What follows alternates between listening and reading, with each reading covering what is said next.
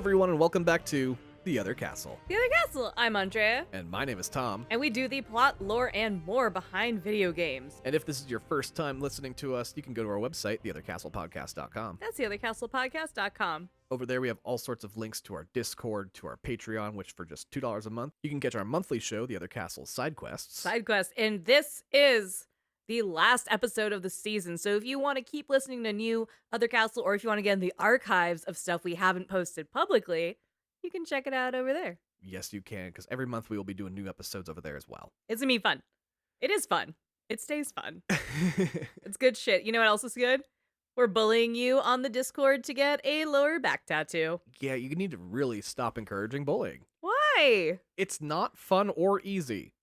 On my end, it feels very fun and very easy. But aside from bullying, we are also actively taking suggestions for games we can do next season for you. After this, we are going to be quiet for a little bit while we catch up on games, write out more episodes, and provide more for you. But there are more episodes coming after this, so stay subscribed, stay tuned, and if you have an idea for something you want to hear us talk about, put it on the Discord. Yeah, this week's episode, God of War, was requested so many times. Was it? Oh my goodness, people have requested this so many damn times. Am I not reading that fucking Discord channel enough? We get a lot of requests. I get tagged in the horror ones a lot, so maybe it's just that you're getting tagged in specific ones and I'm not, but okay, I'm excited. I haven't touched any of the God of War franchise. That's fair. It is kind of the quintessential dude game. Aside from Guy Game, obviously. Yeah, right? Ooh, Guy Game. That is a dangerous one to talk about. Legally, yeah. Yeah. Well, God of War is released by Sony-owned Santa Monica Studios. Where are they located? Finland. Oh, great. No, Southern California. God of War is an alpha male energy hack and slash beat 'em up that revolutionized gaming in 2005 when it debuted on the PlayStation 2.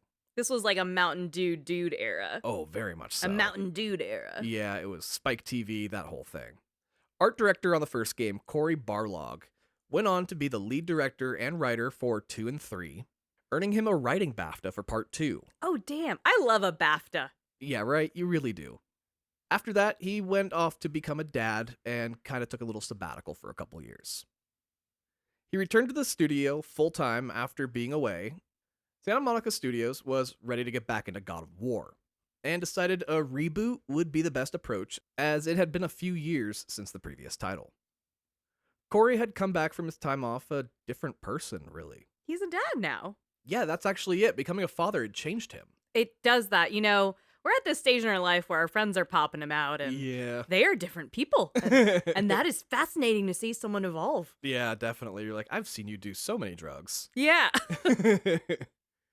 Well, this made him soften up and see the world very differently.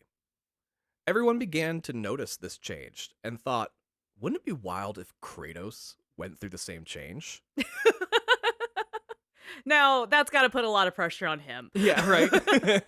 Knowing this story so intimately, there are words lining his walls about how he tells it, and everyone going, what if it was you? And he goes, I mean, I kind of always thought it was me. Yeah, right. But now that you're pointing it out, I guess, you know, that's wild. And also for the team to know him so intimately, to see these, not necessarily an idiosyncrasy that he develops, but just how he's evolved as a person under these new circumstances. Yeah, but this guy definitely looks a lot more like me than he does Kratos. Yeah, I didn't assume it was the physical alignment of this writer for video games. That, you know, that's being a little bodyist, I guess. He could be ripped. I don't fucking know him. I just assume he's not a God of War. Yeah, he's definitely not. But they all started to ask the question, what would it look like if the God of War was allowed to have the family he never got to experience? Aww. Sony had barely won the PlayStation 3's console generation war, and was determined to dominate the competition with the PlayStation 4. So they invested heavily in their exclusive studios, pumping money into Santa Monica, Naughty Dog, Sucker Punch, and the like. Not really Bend, but it's fine. Yeah. Well, it gave them all resources they would need to make the next big splash in gaming, like mocap studios and the latest and greatest technology available. I'll give it to them. Their investment really paid off. The idea to fund the studios in this way led Sony to make some other decisions that really hurt a ton of people as well, unfortunately. Oh, shit. It's something that we've seen the repercussions from ever since. All their studios were to become single game producers. Mm. No more working on multiple titles at once. Singular focus allowed for more detail, but fewer risks. So a brand new IP that Santa Monica Studios had been working on was canceled in favor of God of War. You know, I know God of War is a big favorite for a lot of people, but it does kind of suck when you see an entire game get scrapped. It does suck, yeah, because a lot of people did lose their jobs. Yeah. But the people who survived the layoff were actually kind of stoked, as most of them had grown up playing the God of War games and were now old enough to make one themselves. Oh, I love that. Being a sequel intended to act also as a reboot, they aged Kratos quite a bit. Like in the Scream movies. With him being a god, he likely ages differently, so I'm not sure how long after the original series it is. But if he was a human, he would be about 25 to 30 years older than he appeared in the original games. Okay, cool. Since he was no longer going to be a young man, they couldn't cast Terrence Carson to play Kratos, as he had voiced Kratos in all the previous games. And has a young man's voice. Yeah. Instead, they went with an actor named Christopher Judge. A king named Christopher Judge. Christopher Judge is fucking cool as shit. Christopher Judge has voiced a character we've featured on the show once before, actually. Oh, really? He voiced D-Mob in Def Jam Fight for New York. Shut the fuck up. So our second episode ever. I really sat here and was like, maybe he's in the PlayStation exclusive network and he knows all the other casting directors. No. No. Fuck you. He knew Snoop Dogg. Well, that's fucking cool as shit, too. I'm not gonna lie. Otherwise, he's been a regular character actor in TV and movies over the years, given his very distinct appearance and voice. He's very handsome. Yeah, he also stands an intimidating 6'3". He's 6'3"? Yeah, and he's equally as wide. That's like, he's a big man. Yeah, but made of pure muscle. Yeah. For the son of Kratos, they hired child actor Sonny Soljic. The two of them bonded very quickly, making for great chemistry between the two characters. That's such a good chemistry bond to nail. Oh yeah, they took them out like hiking in the woods and stuff like that just to give them an actual sense of being out there. Oh, that's cool. This led to a DICE award for Christopher Judge for his portrayal of Kratos in the game, as well as a BAFTA nomination, losing to co-star Jeremy Davies, who plays the character of Baldur. Now, this is especially interesting because I know the year this came out. And this Yeah. was an insane fucking year for gaming. Out-fucking-rageous. But I think it had a lot to do with this investment that Sony had made. That's true. Rounding out the cast is Danielle Bizzuti, a very regular TV and film supporting actress, playing the Witch of the Woods, who was also nominated for a BAFTA for her work in this game. Fuck yeah. To open the E3 2016 Sony showcase, the team at Santa Monica Studios revealed the game with Cory Barlog live playing a demo of the game's opening 10 minutes on stage, Oh, that's cool. along with an orchestra live scoring the gameplay. That's even fucking cooler. Holy shit. This was all led by the game's composer, Bear McCreary. The audience and YouTube reaction channels simultaneously losing their collective shit at the reveal of Old Man Kratos. Oh my god, it's a returning character that's beloved. It's a live playthrough, which is technically very difficult to pull off. Oh, yeah. Based on the compatibility and just being able to make sure that that runs correctly. Right? The first time you're even letting people know this is working and then have it live scored is so fucking cool. Oh, there's video of it. It is an incredible moment. The reason they lost their shit is because despite being called simply God of War, this was not the first game in the series, nor was it an origin story for Kratos. It's technically the 7th, Oh, as there are a couple non-numbered titles as well. And it's following the events of God of War 3 taking place decades later, facing Nordic gods instead of Grecian gods. did they swap what kind of gods he is? No, they do not swap which kind of god he is. He just goes to a new world where there are different gods. Oh shit, that's cool. So he could go into the Neil Gaiman American Gods world. I think he's a little bit a part of that, yeah. I love that. Very cool. Sadly, the series as a whole had lost its luster over the years, and people felt that they were ready to see Kratos retire. But then they saw a version of Kratos they weren't expecting, and suddenly, everyone was back in. Irony being now he's the age to retire. Yeah, right? You could play 2018's God of War without ever playing any of the other games in the series, and almost fully understand it. Because, full disclosure, this is the only game in the God of War franchise that I've actually played, and I was able to follow along fine with only, the absolute minimal knowledge of the series. You managed to not play any of the other entries, though? I didn't because, again, like I said, it was very, heavy dude alpha male energy. That's not your energy. That's not me. Yeah, I didn't, that didn't call to me or draw me. You're like, what's going on with Max and Life is Strange? Yeah. Yeah, those kinds of games didn't exist either, so. Oh, shit. But that would have been your energy. That totally would have been. So I think it's important to give you all at least some minimal knowledge of where Kratos began in the first game, and then ultimately left off at the end of God of War 3, the last in the main series. Perfect. So here's a previously on, where I'm not going to go through the entire series, just the parts that are relevant to the story I'm about to tell. So, in the beginning, Oh my god. Zeus, the god of gods, heard a prophecy which stated that his heir would one day kill him. The prophecy described the heir as having red markings on his face. Zeus had fucked a lot of women in his time as a god, Slut era, go off. so he had more kids than Nick Cannon running around. Oh, Jesus Christ. He sent two of his children, Athena and Ares, both being gods of war, to find this heir. This led them to a village in Sparta, where they found two young brothers and bastard sons of Zeus, named Deimos and Kratos. One of them had a red birthmark across his face, so they kidnapped the boy. The other tried to rescue the kidnapped one, but was easily smacked to the side by Ares, leaving a massive scar across the face of young Kratos. Oh, they beefed it. They really beefed it. Kratos watched as Deimos was carried off by Ares and Athena, since they believed the prophecy to be about him, not realizing they just created the one to fulfill it. Kratos would go on to tattoo his body with the same red birthmark his brother had to honor him. Oh, I kind of love when people do that on Reddit, in the subreddit Made Me Smile. Sometimes a parent will get the same birthmark as their kid. Yeah. But this is a really fucked up version of that. This is the god version. Yeah.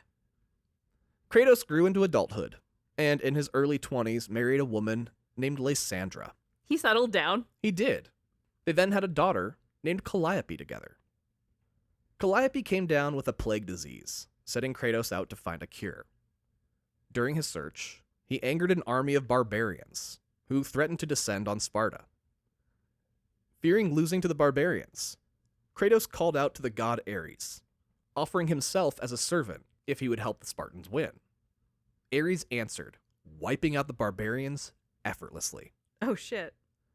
As a sign of Kratos' servitude, Ares bound a weapon to him, called the Blades of Chaos. Two identical short swords connected to Kratos' arms by red-hot chains that will never loosen themselves until he's released from servitude. Oof. Ares used Kratos for a long time as his weapon of war, but always felt he was holding back, not wanting to lose his life because of his wife and daughter. One day, Ares sent Kratos on a mission to destroy a heretic's church. Kratos went in and murdered everyone in the room.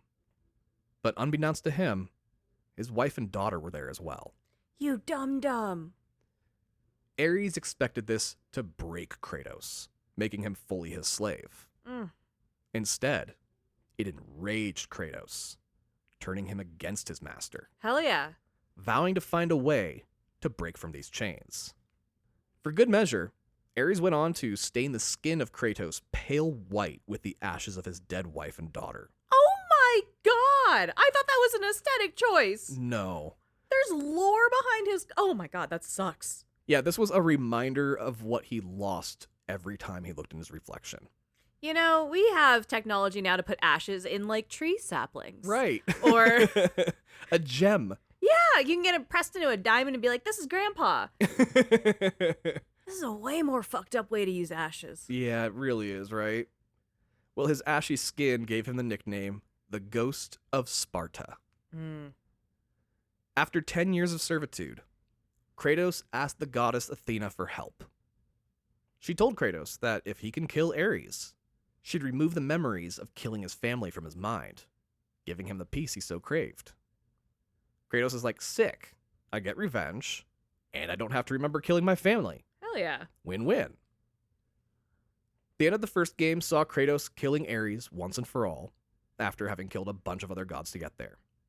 Athena doesn't keep her promise, though, saying Kratos is a murder machine and doesn't deserve to forget that. Oh my god. Kratos figured that since he wouldn't be allowed to forget, he'd take matter into his own hands. He then took a step off a mountain cliff, plunging to his demise. Oh, fuck. But the gods had other plans for Kratos. They stopped his fall and told him that there was now an opening with Ares dead. Mount Olympus needed a new god of war.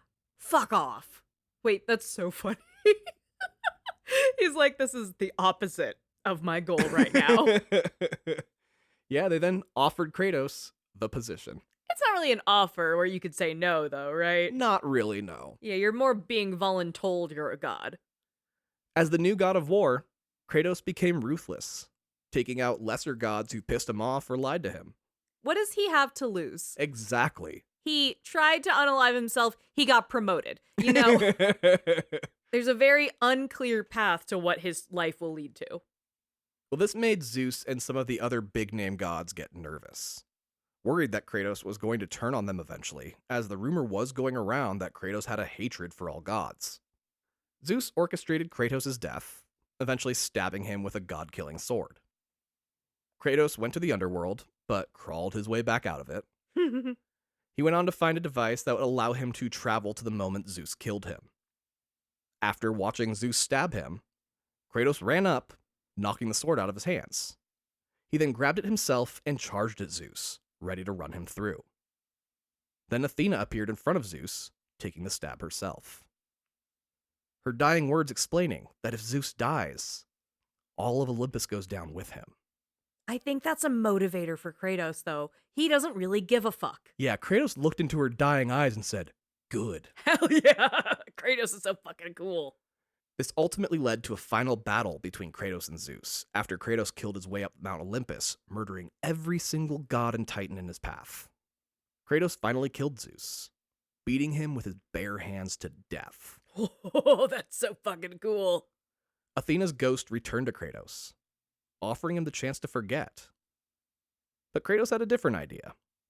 He took the sword and then drove it into his own stomach. He's like, I'm gonna forget everything. I'm going to the long sleep, bitch. Athena removed the sword from him, saying he doesn't get to go out that way.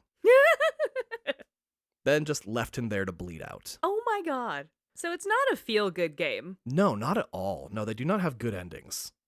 The game concluded with a shot of a trail of blood leading away from the final battle, indicating that Kratos went off to start a new, god-free existence, which is where we'll pick up for the 2018 game. Wow. That's fucking wild. Oh, and you have to remember that going into this game. Yeah, right? Or at least have some memory to piece together some of the other parts of it. Right. Well, the game was designed so you could just pick it up. Gotcha. But this helps. It does, because God of War grew with its audience in a way no other game has. Into fatherhood? Yeah, not even the Mario series can say that it has grown the way the God of War one did. We don't like to think about the world where Mario fucks and can have kids, you know? That's fair. That's not a thought any of us want to explore. Well, the character Kratos was an outlet for teens and 20-somethings in the early thousands. Angry at those in charge, unleashing his rage and vanquishing his enemies. Fuck yeah. Now he's representing them in their 30s and 40s, as many of those same gamers have become parents themselves. This is an allegory for pop punk. Yeah. For pop punk, but like pop as in dad. Shut the fuck up. Are you gonna do dad jokes during this? Might as well, right? No! They were once again able to relate to Kratos and his struggles. The series has always been about fathers and sons. Only this time the sons have become the fathers, and it's a whole new world to explore. The game ultimately released on April 18th, 2018, to near perfect scores across the board. Kratos was back and better than ever. Many declaring it their personal GOAT. Oh. To date, it has sold about 25 million copies, Wow. spawning at least one true sequel, as well as books and other media, including an often rumored but yet to be produced movie. It's time to deal with your pent-up rage and daddy issues, Goombas. Oh, God. Because this is God of War. God damn it. The game opens on Kratos, the god of war. He's approaching a tree with his war axe. Instead of chopping the tree, he kneels down in front of it, holding his hand out gently. On the bark, you can see a golden yellow handprint emblazoned upon it. Kratos isn't looking at the handprint. He's staring at the tree itself with a stern look in his eye. But his hand betrays that sternness, as it caresses the tree gently, sliding over the handprint as it does. Closing his eyes, he puts his forehead to the tree, as if in prayer. He opens his eyes and stands, wielding the axe, readying to strike. You're given the prompt to swing the Leviathan axe. Taking control of Kratos, you chop the tree just below the handprint, yelling out in anger as you do. After it falls, you approach it, bending down to pick it up. There's nothing more dad-coded than, like, cutting trees and dealing with lumber. Right, and yelling while you do it. Ah! As you lean forward, the blood-stained white cloth bands wrapped around your left arm begin to unravel. You look down, defeated by this simple problem. You begin rewrapping the bands, when the voice of a young boy, of about 11 pushing 12, says that he found some while holding up a bushel of berries. Is he going through puberty? He's like 11 or 12, so his voice isn't cracking yet. Okay. Yeah, and like because he was played by a real child, he's got the voice of a child. Oh, but he's not like, hey, Kratos. No, they got him just before puberty. That's fucking great. That would be a horrible artistic decision. Oh god, that'd be so hard to like control too. You tell the boy to get in the boat, tightening the bands on your left arm. He complies, and you bend down, lifting a 12-foot chunk of the felled 200-year-old tree with ease.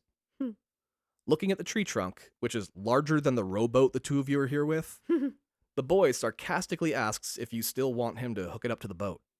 You tie a rope around the tree, then toss it in the calm river, where it bobs up and down floating. You throw the rope to the boy and tell him to tie it to the little knob on the stern. You climb in, pick up the oar, and begin to row, towing the massive trunk behind you. As you row, the opening credits begin to crawl, and the boy asks you a million questions as kids on a road trip with their dad tend to do. Are we there yet? No, he never does that one. Okay. He tells you that the forest feels different than it used to, asking why. You explain that the world's different now, so things are going to change. Stop worrying about it so much. Can we get Froyo? After a short ride, you pull up to a small dock, where you tie up the boat and pull the tree out of the water, lifting it onto your shoulder. You follow the boy up a hill to a large, old hunting lodge.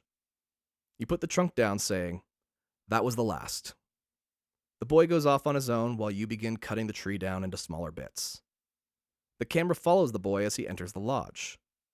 The interior is dark, with the exception being a spotlight in the center. It's highlighting a body wrapped in burlap, covered in flowers and candles. The boy lights some of the surrounding candles with his own, saying, "Lo there do I see my mother, lo there do I see my father, lo there do they call to me." He lays his head down over the body in prayer, repeating, "Lo there do they call to me," softly to himself. The boy turns around. Your imposing silhouette fills the doorway, black on the blinding light of the outside. You walk forward toward the body. The boy wipes away a tear, saying it's ready. You lift the remains of your late wife, telling her to find her way home. Oh. You carry her outside, where you see a pile of freshly chopped tree trunks, stacked neatly in a way that looks almost like a bed. You lay the body down gently, her favorite knife laying on her chest. Then kneel beside the pyre, striking a flint with your Leviathan axe. Sparks ignite, and a fire begins, slowly spreading across the many logs. The boy runs toward the now burning body and grabs the knife. It's already red hot, and he drops it, instantly scarring his hand. Oh, buddy.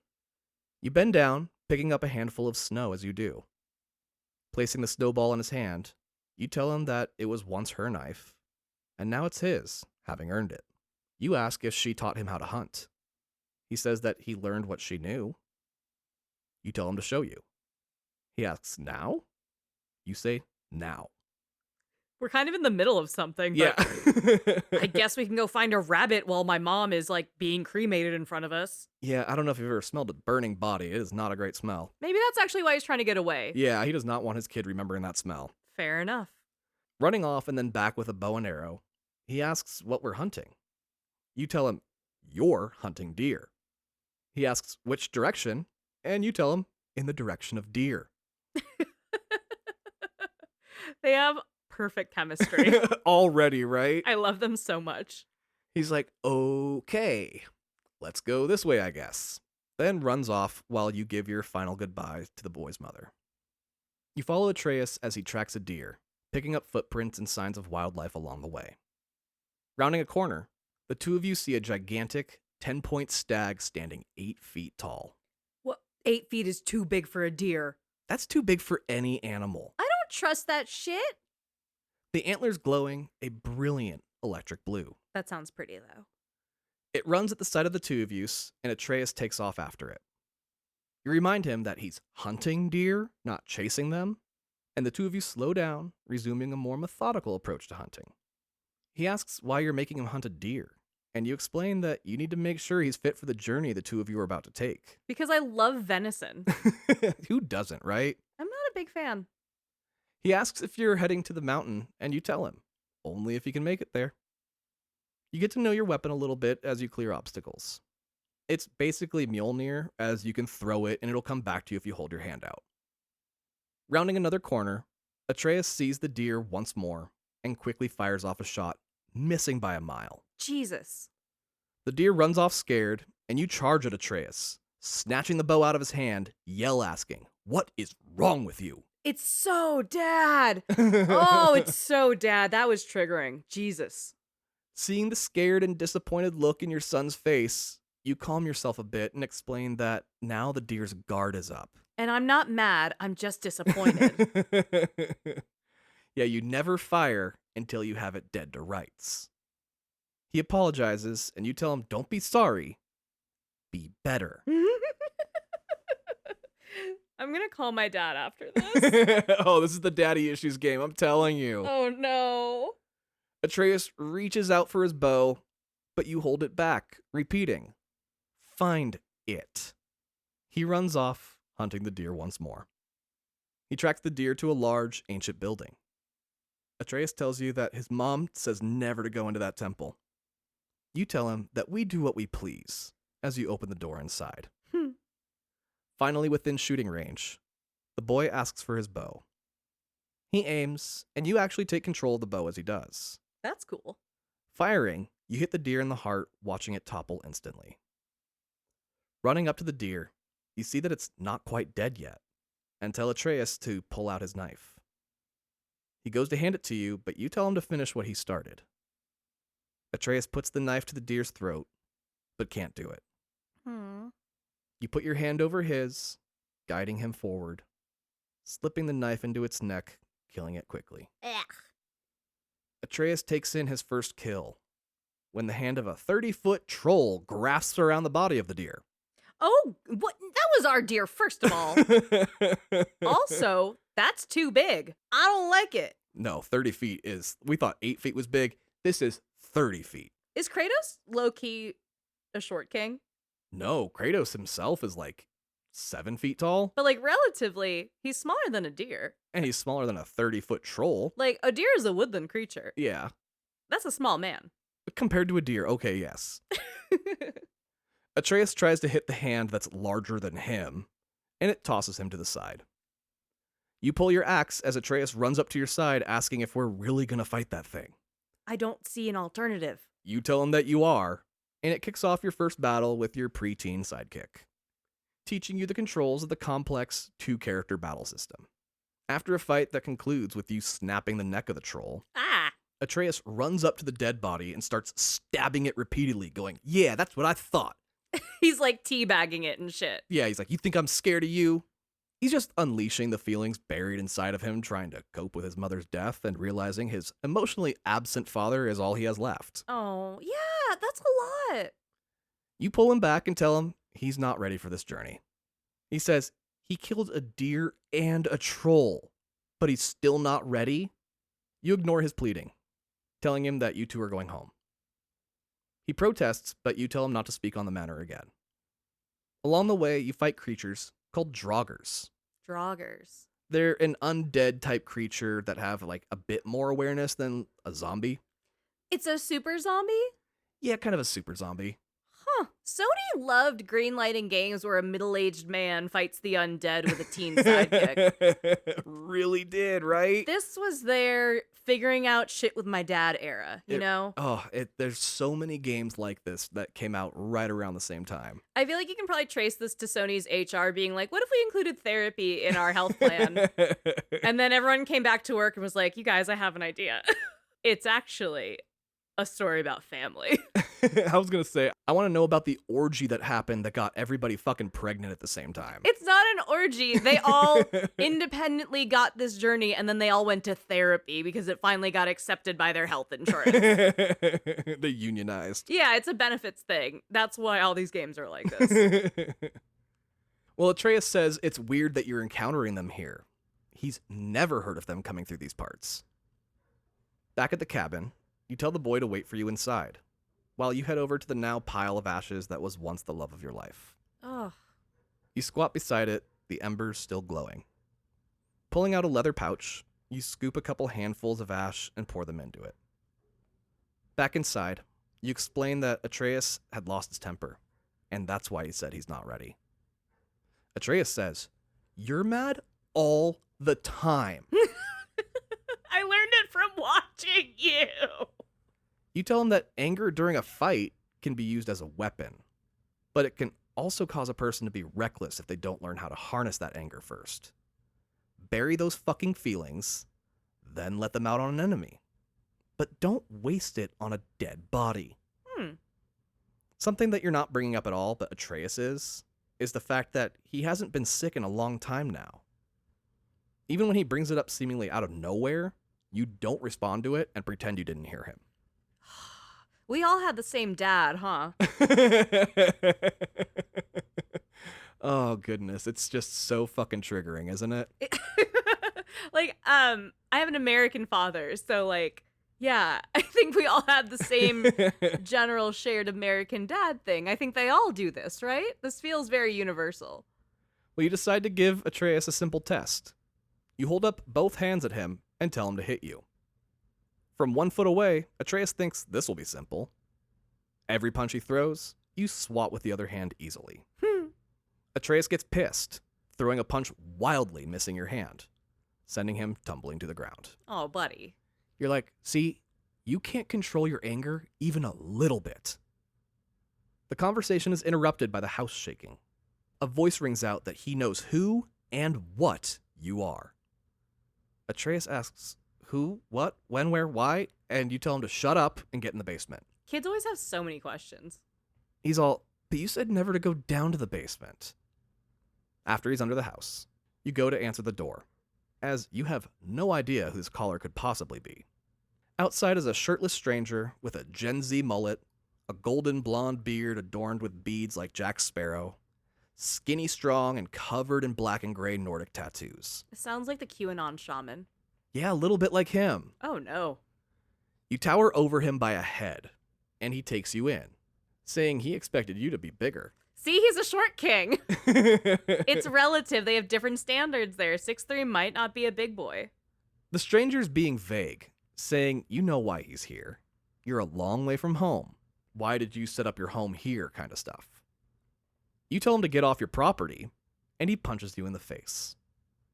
You tell the stranger he does not want to do this, but he continues to punch you repeatedly.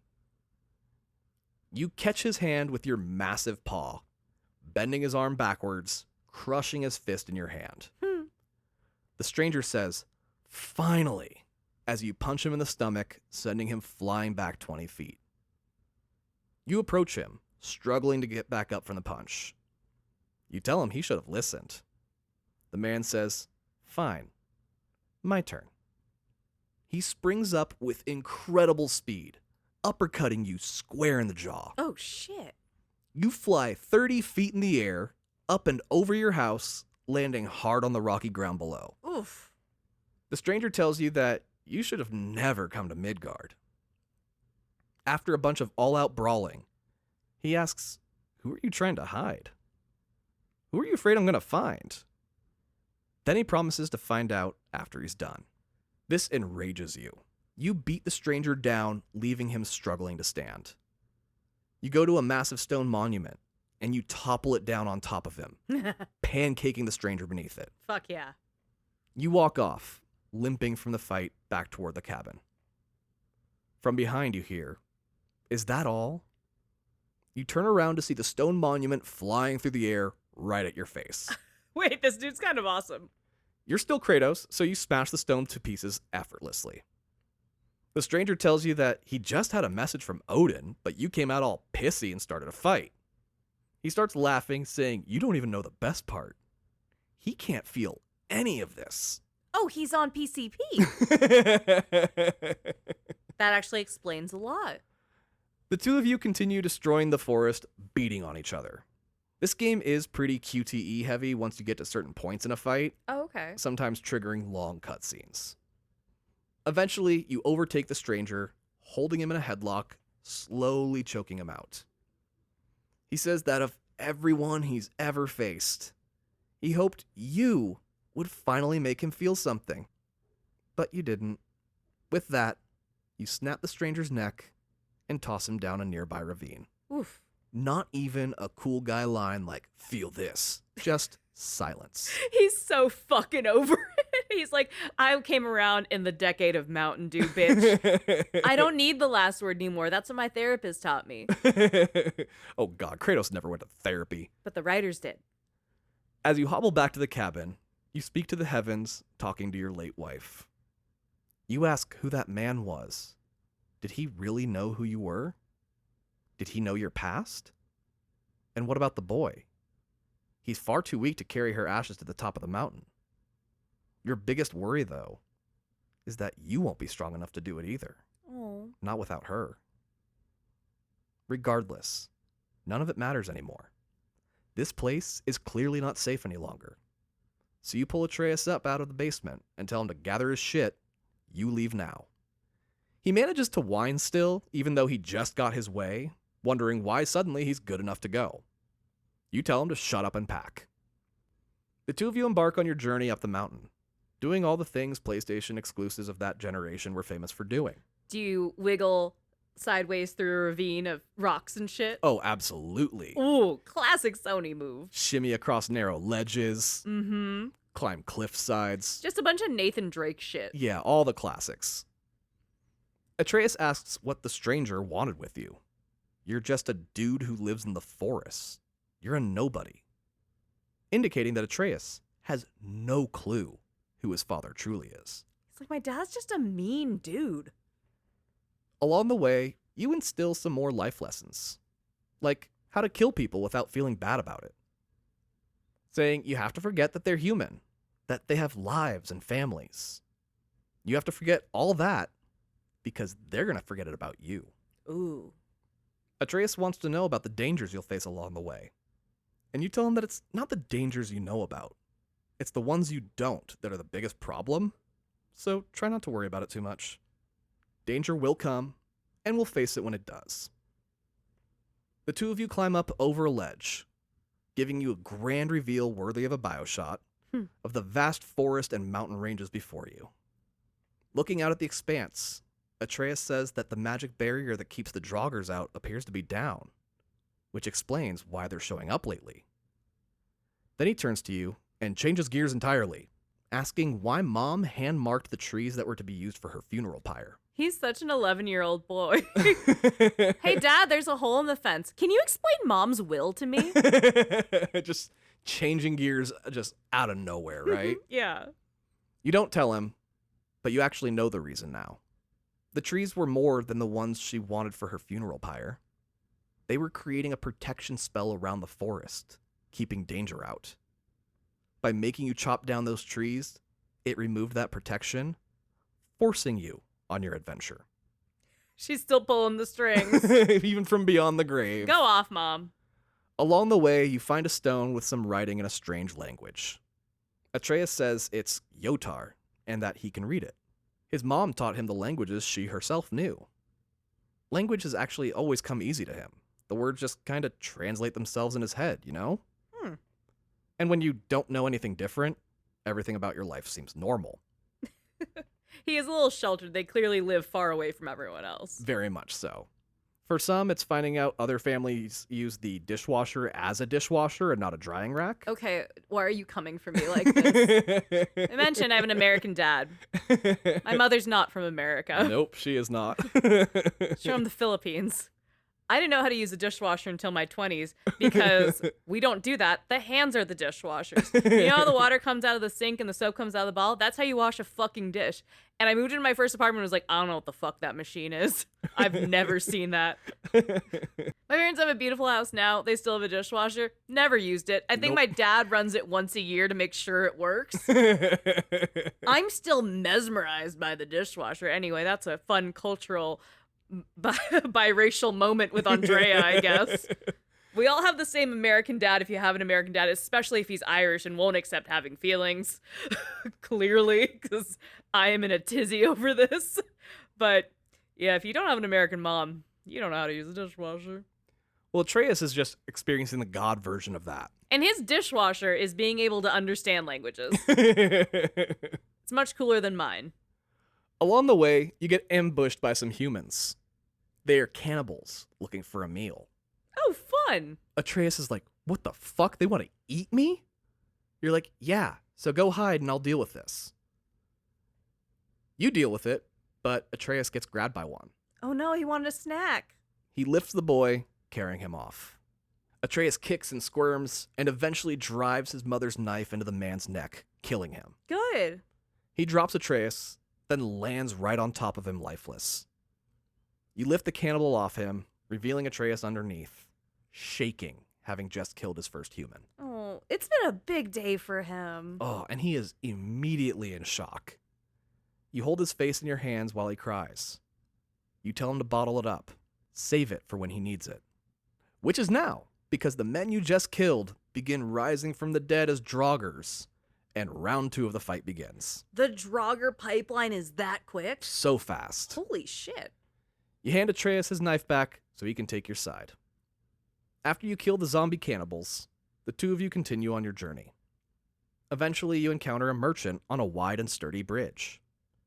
He has blue skin looking like Yondu from Guardians of the Galaxy. His beast, a gigantic, gray, camel-looking creature carrying all his wares, including an actively burning barbecue pit, is laying down. In a gruff and unplaceable accent, he says, "This slow-eyed cocklump won't get up." Cocklump. Atreus says there's something in the trees ahead that she's scared of. Atreus suggests that you throw your axe in that direction to chase it off. For the cocklump. You try it, and it works, causing the cocklump to stand. Oh my god. The blue man is impressed, saying the boy is pretty smart. Atreus asks for the cocklump's name, and the man says that she's never asked for his, so he's never bothered to ask for hers. They've never exchanged pleasantries. Atreus is like, okay then, what's your name? And the blue man answers, Brock. He's having trouble getting his cocklump moving, so Atreus goes up to it and says something in a foreign tongue. The cocklump starts moving. Brock matches your stride to have a chat with you. He says you probably won't believe him, but the Leviathan axe you carry, he made it. Oh. Well, he and his brother did. He tells you that if you ever need to repair or upgrade it, don't take it to anyone but him or his brother. Other blacksmiths will just fuck it up. It's a nice way to weasel in that game mechanic of Yeah. like, you can upgrade your fucking axe. Well, as a sign of good faith, he offers to upgrade your axe right now for free. Nice. You turn and walk away, saying he's right. You don't believe him. Brock runs up to his steed while telling you to look at the handle of the axe for an engraving. It's his and his brother's mark. He brings over an iron rod, saying that it's half the branding iron. His brother has the other. With this proof, you say, very well. I expect improvement. Handing over your axe to the little blue man, he upgrades it for you. You'll see him again along your journey because, as you said, he's going to be the shopkeeper in the upgrade shop. The 2 of you continue on your journey toward the base of the mountain, when you come upon some wild boar tracks. You decide it's time for another hunting lesson. Atreus tracks the boar, eventually shooting it with an arrow. But the boar has some magic protecting it, and it tears ass out of there with the arrow stuck in its side. That's so annoying. Atreus takes off after it into a mist-covered rock formation, dropping his knife immediately. God damn it, dude. You pick it up, shaking your head in disappointment. You lose track of him, his voice echoing off the rock walls, sending you down wrong paths. Eventually, you hear him apologizing profusely. You find him in a clearing, kneeling over the wild boar. A brunette-haired woman with a big sword and fur cape is there with him. Atreus says he never would have shot him if he knew he belonged to someone. She says the boar doesn't belong to anyone. He's a friend. Oh, that's even sadder. You approach, telling her that the boy acted on your orders. She says fine, then you hold the blood gushing out of him while I fix this shit and save his life. He's the last of his kind. Oh. And you decided to shoot him? She asks if you needed food or something. And Atreus says, it was target practice? We actually just killed this gigantic fucking deer earlier. I've got like 80 pounds of venison in my backpack right now. Pissed off, she rubs her hands together and they begin to glow golden and sparkly. She makes you hold the wound closed tightly, then puts her hand over the wound, chanting in a strange tongue.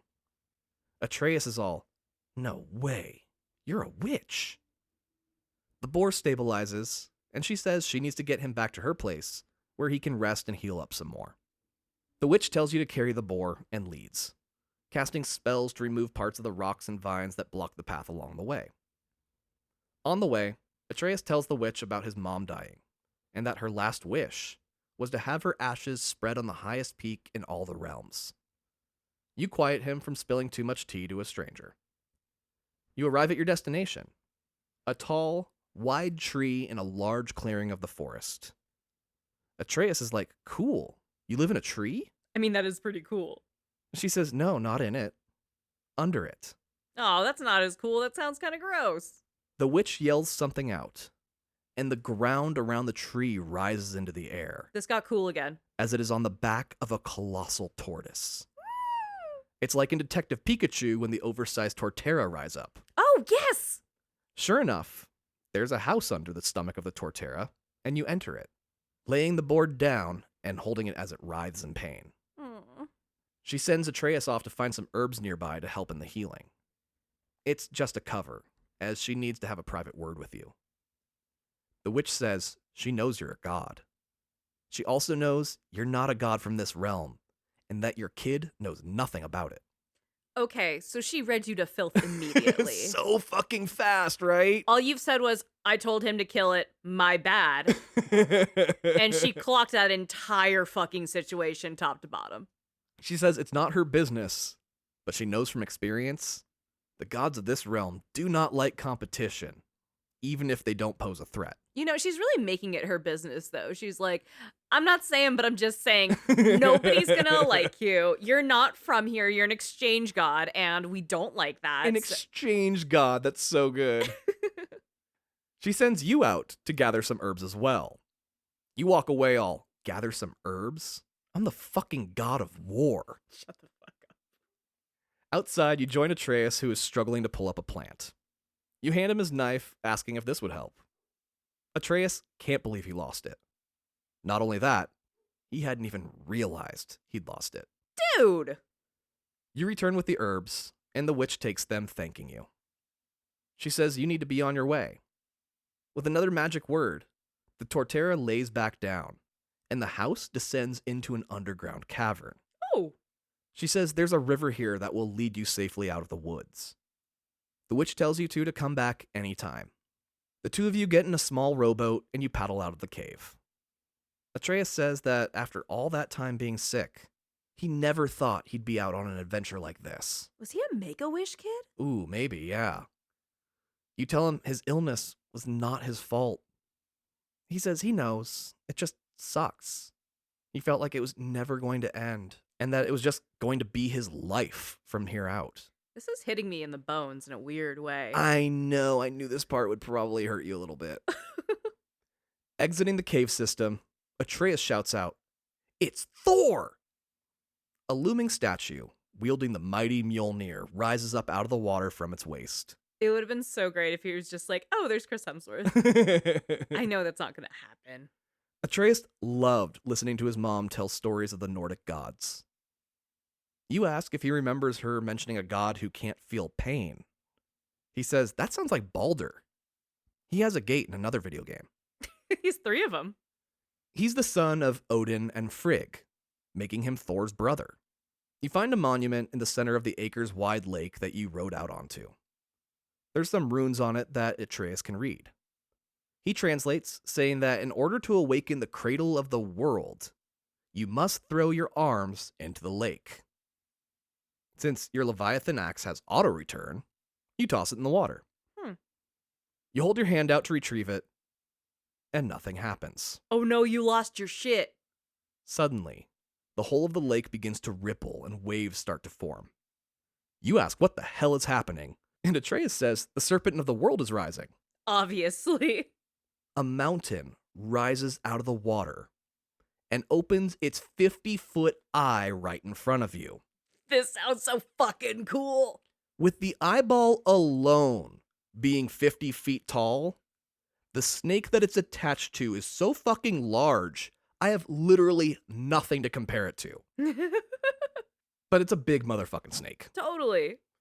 It bends its head down toward you, spitting your axe back onto your tiny wooden boat. You tell Atreus not to panic. Atreus says, why would I? This is awesome. All the kids at homeschool are going to be so jealous. At homeschool.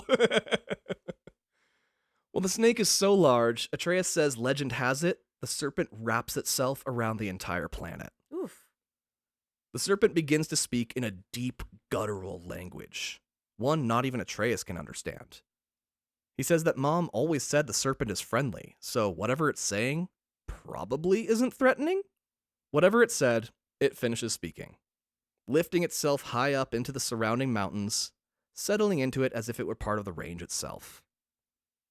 The serpent having left the lake, the water level lowers significantly. The statue of Thor, no longer in waist-deep water, stands tall and proud, now with 10 yards of additional leg. Oh, shit. The monument in the center of the lake turns out to be the top of another statue entirely.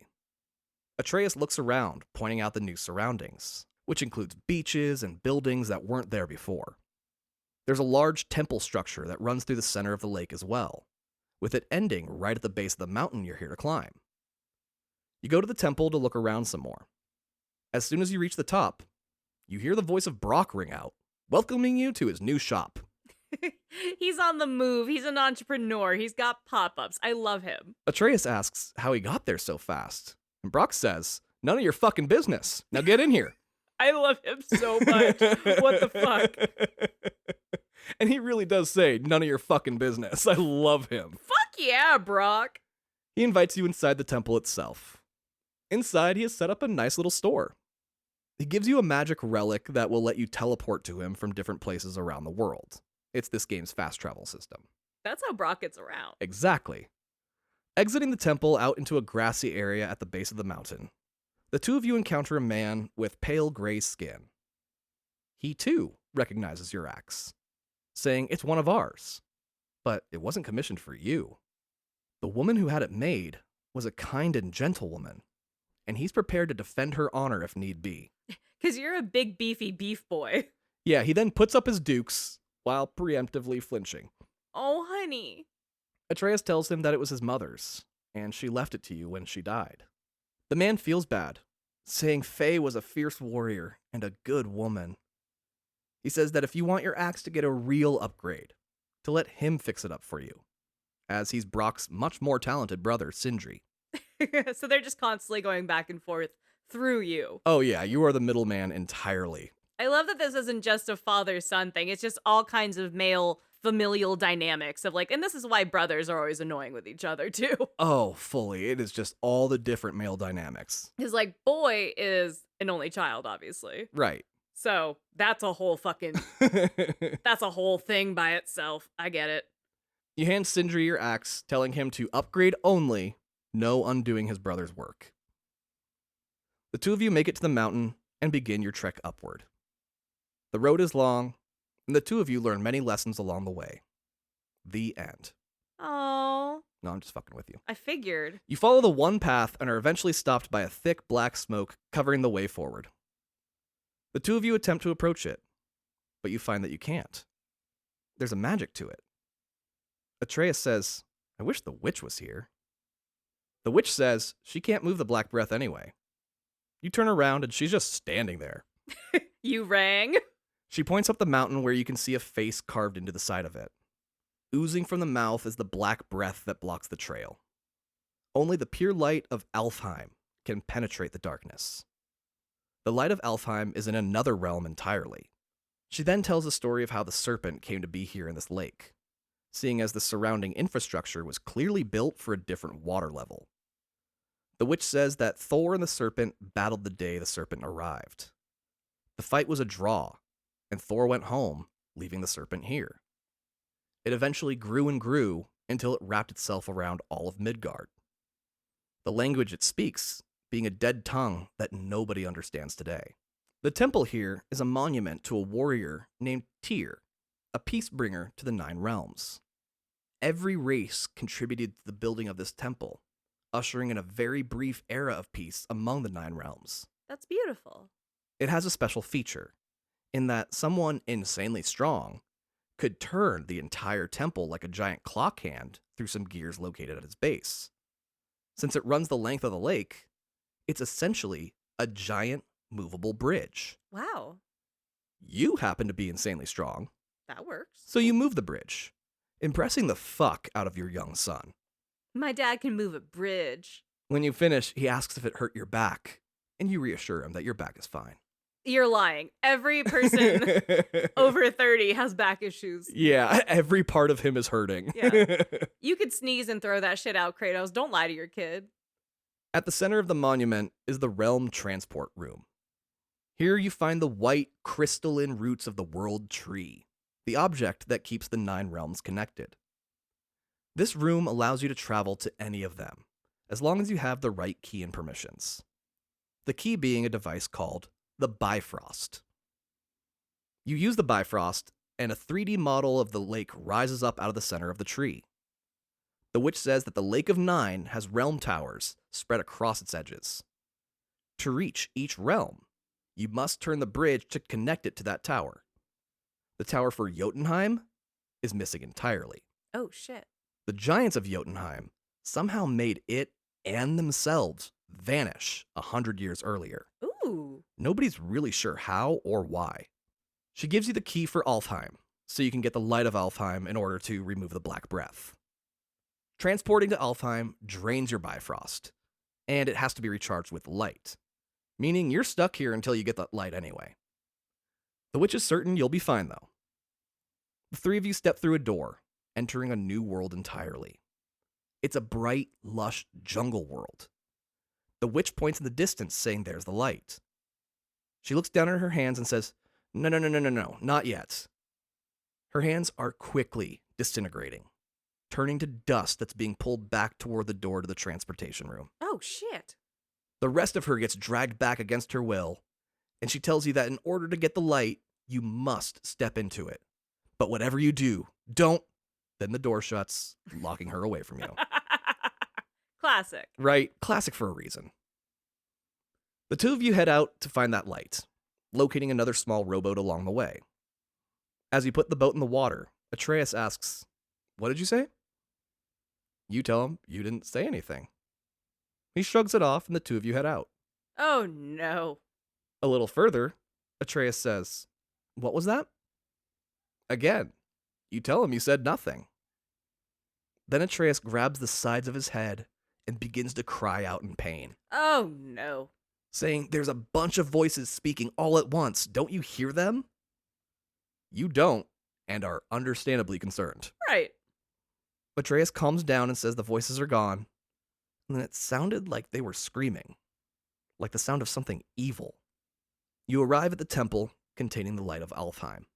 You all just move on because you're like, well, we got here, so. Yeah, it stopped screaming, so what else are you gonna do? Yeah. Alfheim is an elven realm, and they do not take kindly to strangers, attacking you along the way. After some puzzle solving, Atreus has another fit, saying the voices are less angry, this time asking for help. You tell him to ignore them. You're here for the light and don't care for the tricks these elves are playing. He tells you that one of the voices was his mother. You tell him to stop. It's a deception and to ignore it. Hmm. The elves have already fought and won entire wars to obtain this light, so they send everything they have at the god of it. The light's source is deep inside a mine, reminiscent of the hollow creatures in the Gears variety of the Of War series. Oh, cool. You fight your way to the source. A solid white beam of pure light erupts from a hole in the ground. Atreus approaches it, saying he can hear his mother singing inside the light. He reaches out and the beam burns his hand. You stare into the light yourself, telling the boy to stay here. Just before stepping in, you hand him the Leviathan axe, telling him only to use it as a last resort. It's not a gift, he's just holding on to it. But Atreus doesn't care. He's blown away that he gets to hold it. You force yourself into the light, stepping painfully into a new world. Inside, all color is gone. Your skin is black and gray, with just the faintest hints of sepia. A soft glowing light is seen in the distance, moving at a high speed, so you chase after it. You can hear Atreus speaking from on high, complaining about you to his mom, saying that she left him here with you. He doesn't even know you. You were rarely ever home, always out hunting. When you were home, you sat grumpy in the corner yelling at cable news channels. I know that's not my dad, but I know that is a lot of dads. Just a lot of grumpy, quiet dads, right? Yeah. My dad's more of a giggler. He's not a grump, He but is a giggler. I get it. No, my dad was a yell at cable news channel kind of dad. The goddamn media. You follow the light all the way to your hunting lodge. Inside, you find Atreus praying over his mother's body, saying that he does love you, and that if you try, he'll try too. You exit the house and can see the light just up ahead. You approach it, getting closer and closer. Then you hear it, the singing Atreus was talking about, and you call out to your late wife Faye, but you're ripped back, pulled away from the light. You land hard on the ground back in the real world, Atreus having pulled you out. Oh, shit. You rage at him, saying you were almost there. Atreus yells back, saying you were stuck and he saved you. Oh. You ask what he means. You've only been gone 2 minutes. Then you look around. There's over a dozen dead elves surrounding the area.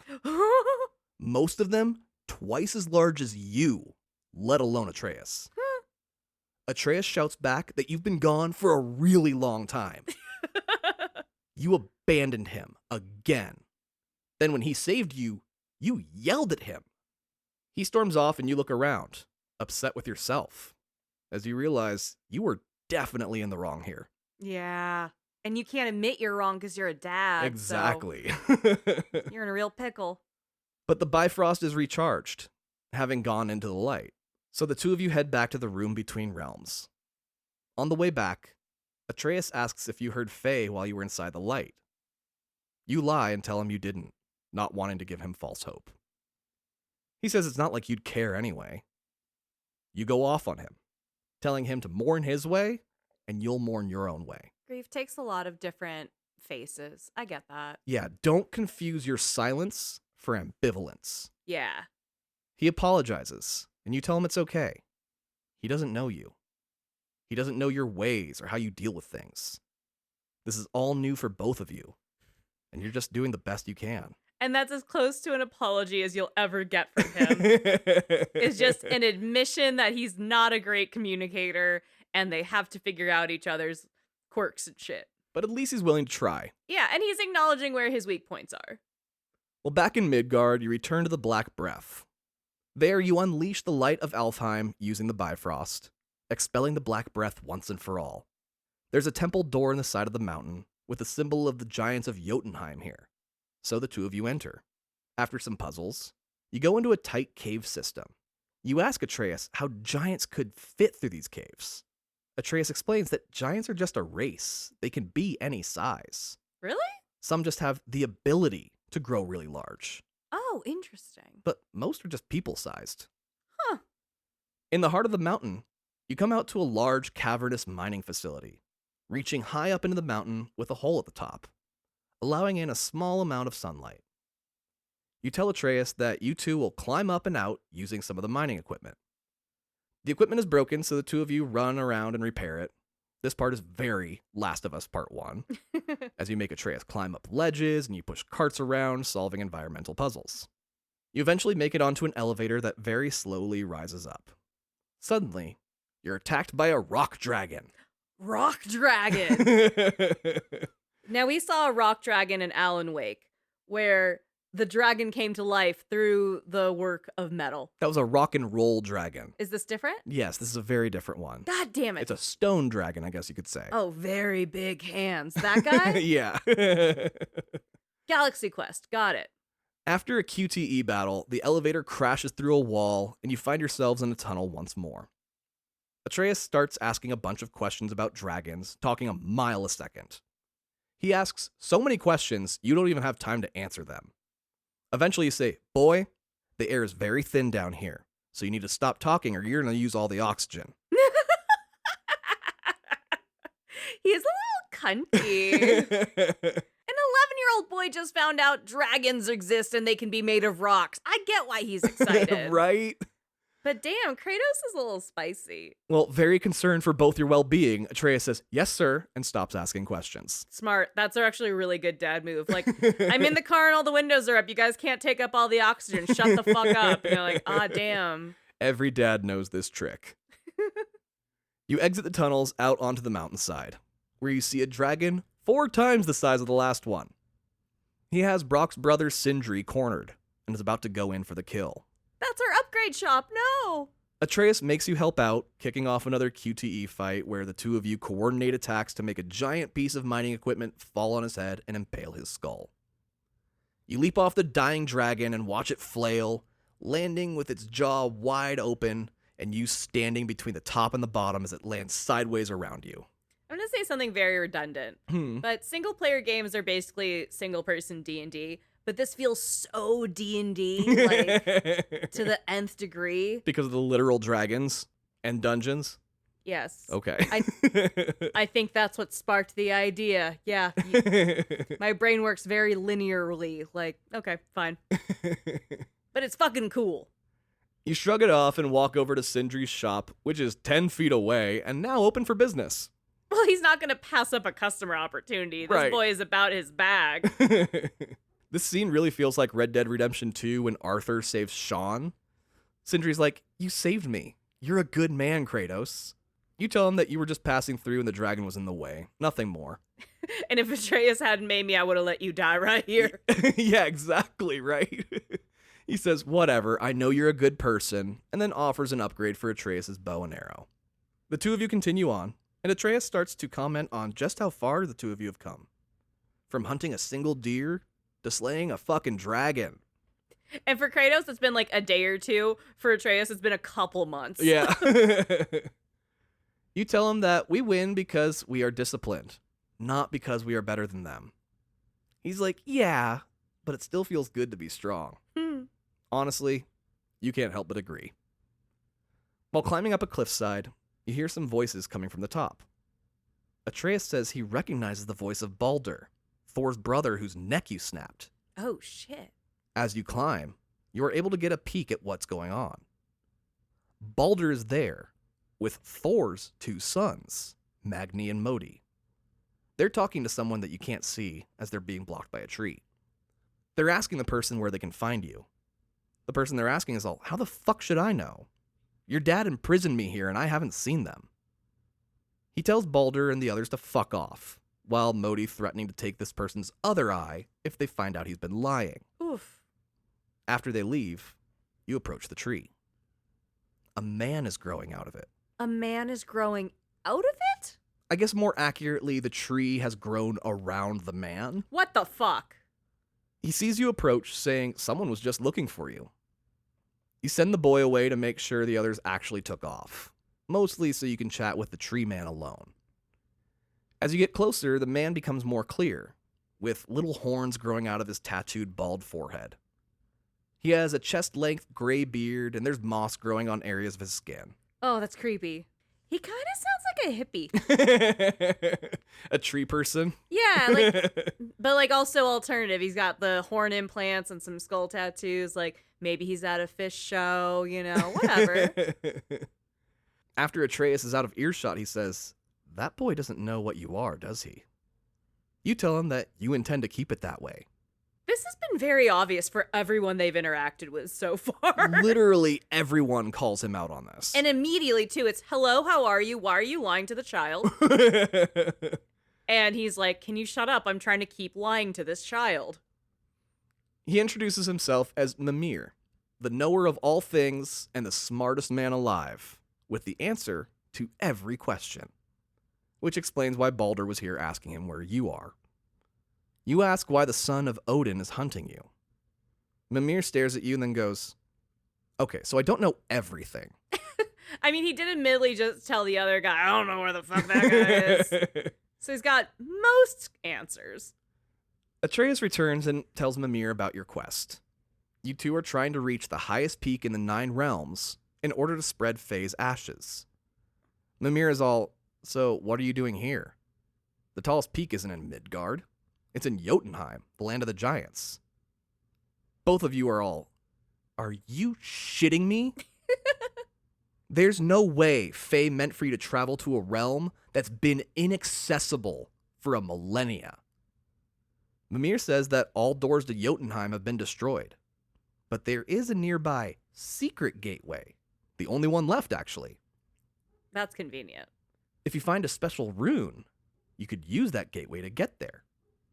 Problem being, only giants have the runes, and there are no more giants left in any of the 9 realms. Jesus. So, good luck finding one.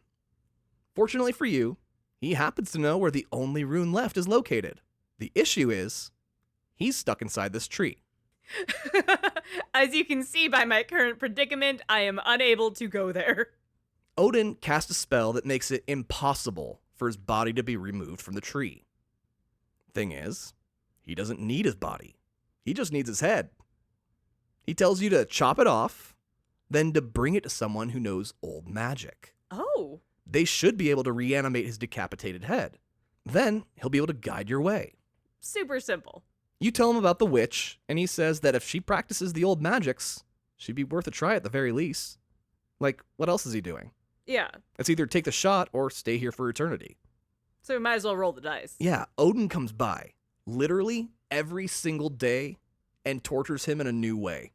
He finds new ways to do things every day. He says there is no limit to his creativity. That's impressive. Even if resurrecting his head doesn't work, he would at least be free of Odin's torment. You could at least kill me. That's like the nicest thing you could do right now. Yeah, right? Atreus says he can't watch this and goes off to distract himself. He doesn't like blood. Mimir tells you, just in case this is the last time you speak, the longer you wait to tell that boy his true nature, the worse it's going to be. You say, "I'm going to cut off your head now." Why is Kratos sometimes funny? I don't know, but he is really funny. This whole game, it was way funnier than I was ever prepared for it to be. With an effortless swing of your axe, you decapitate the tree man, his single-eyed head landing on the ground with a thud.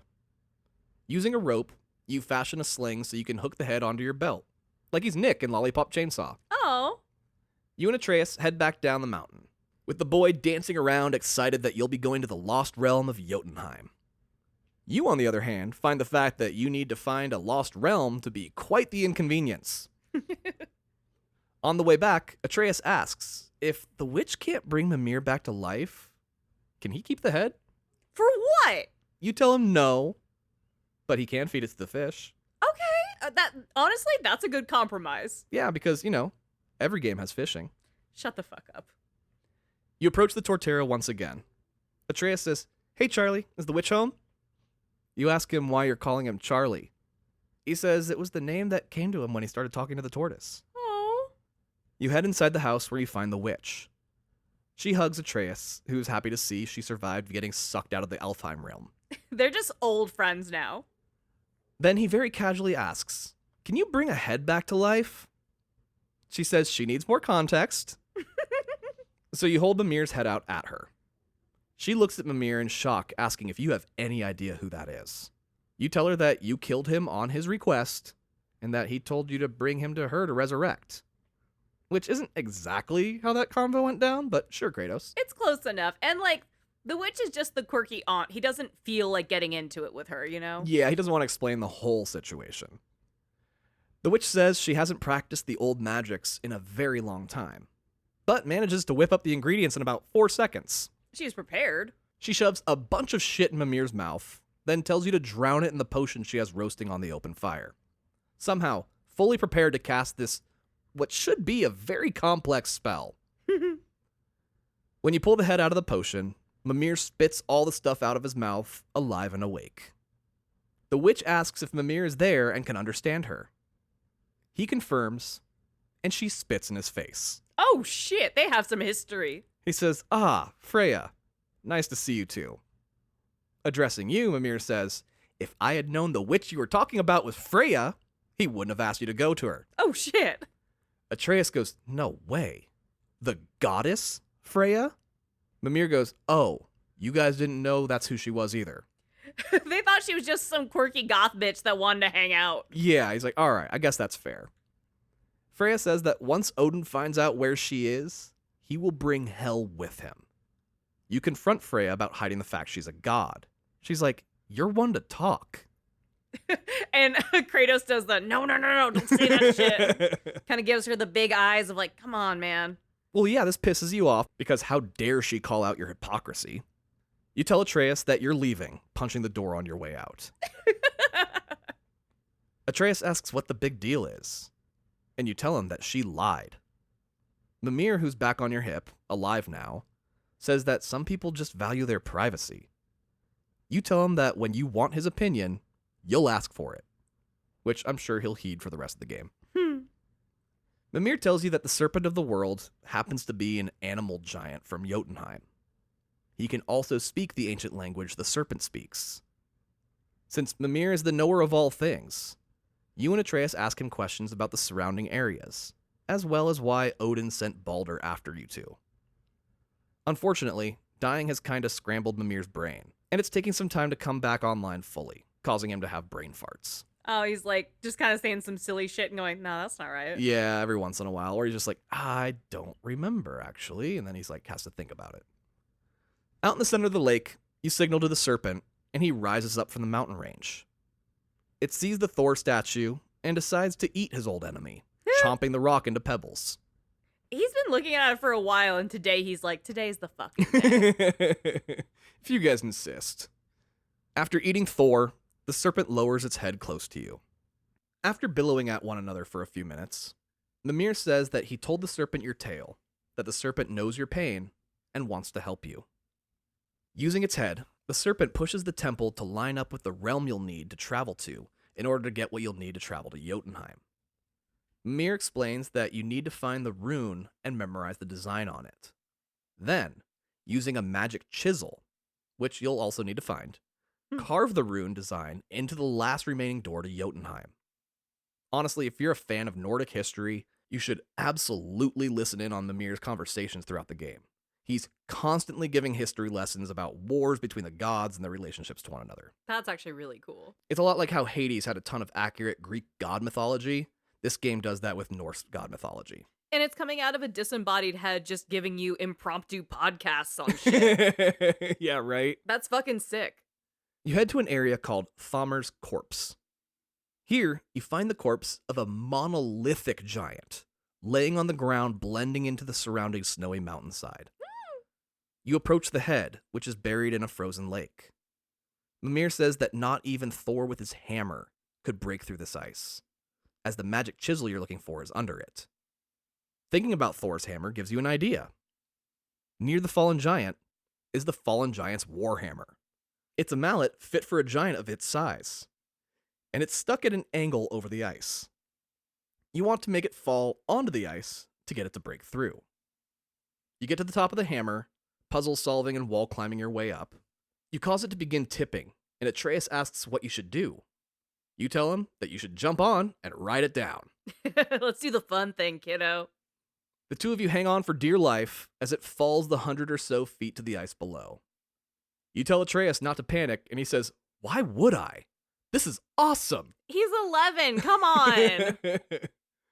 The hammer breaks through the ice, tossing the both of you to the ground of the empty cave below.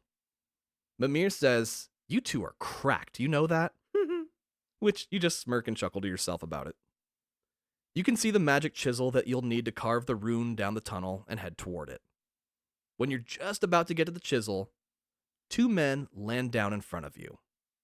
Magni and Modi, Oh, god damn it, baby Thors. sons of Thor. They're here to stop you, having heard you may or may not be trying to get to Jotunheim.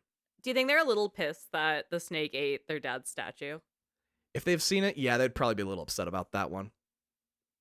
Honestly, this is probably one of the hardest fights in the game. Oh. This is like a From Software Souls-like level difficulty fight. Oh, shit. So they just went real hard for this one. Just this fight, and it's mostly because you have to finish them off at pretty much the exact same time. Oh, do they re-energize each other, or like support each other in a way where you do have to time it out? Yeah, you can't beat one then the other. You have to do them both at the same damn time. That's a mind bender. Fuck me. The fight ends with a cutscene that has you burying your axe in Magni's face. Hell yeah. Modi looks on in horror as his older brother's head gets split in two. Atreus starts bombarding him with arrows, causing Modi to run off, saying, "You'll pay for this."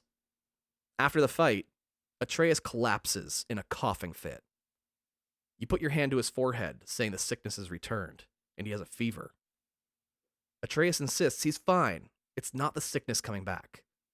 You grab his hand, noticing it's covered in blood that he coughed up. Atreus rips his hand out of yours, angry with you for being right. Does he have tuberculosis? Honestly, we are never really going to find out what this is. It sounds like tuberculosis. A little bit. Mimir says that with that cough and the blood, he needs to go see Freya. You have raised Atreus not to trust gods.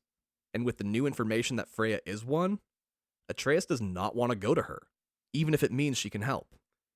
You obtain the magic chisel, then set off to find the rune you'll need next.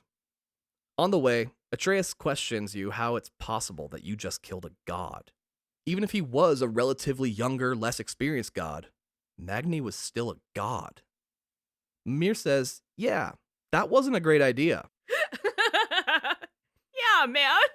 Baseline, don't piss off the gods. Even in self-defense, this is gonna piss off Thor and, by proxy, all of Asgard. The whole thing. Atreus is coughing worse than Arthur Morgan an hour before his death, See, I think it's tuberculosis. still insisting that he's fine, making you continue. Kratos could have played this to be like, save your energy, stop asking me goddamn questions. Yeah. I've heard that. Back at the temple, Atreus says that you've taught him so much, he wants to teach you something. So he takes you to the sand basin where he carves runes into and opens doors. Just open mouth coughing on everything while he's doing it. Explaining how the language he's writing works. You tell him to stop, and he apologizes for going so fast. You say it's not that. Do you smell something? Atreus says, "Yeah, it smells like rain?" A lightning bolt comes crashing down, Oh no. blasting between you two, sending you both to the ground. Modi comes in, shooting lightning directly at you with his mace. He's mad because now everyone's going to think he became worthy of Thor's hammer because his brother died, when he actually earned the right on his own. Meaning his biggest issue after his brother died is that he doesn't want to look like a fucking Nepo baby. Oh my god. There are other things to worry about. Killing the person who killed his brother will show everyone that he deserves the right to wield it. I kind of follow his logic, unfortunately, but go on. Atreus charges at Modi, swinging his knife wildly. Modi says that Atreus is going to be his new brother, after he kills his stupid father first, That's not how that works. and then goes and takes care of his mother. What the fuck, man? Atreus rages, screaming out. Suddenly, his chest bursts into flames, Oh. causing him to instantly pass out, dropping to the ground as the flames extinguish. So that's where the fever was coming from. Yeah, Modi laughs, saying it looks like he broke him. I mean, he did explode, basically.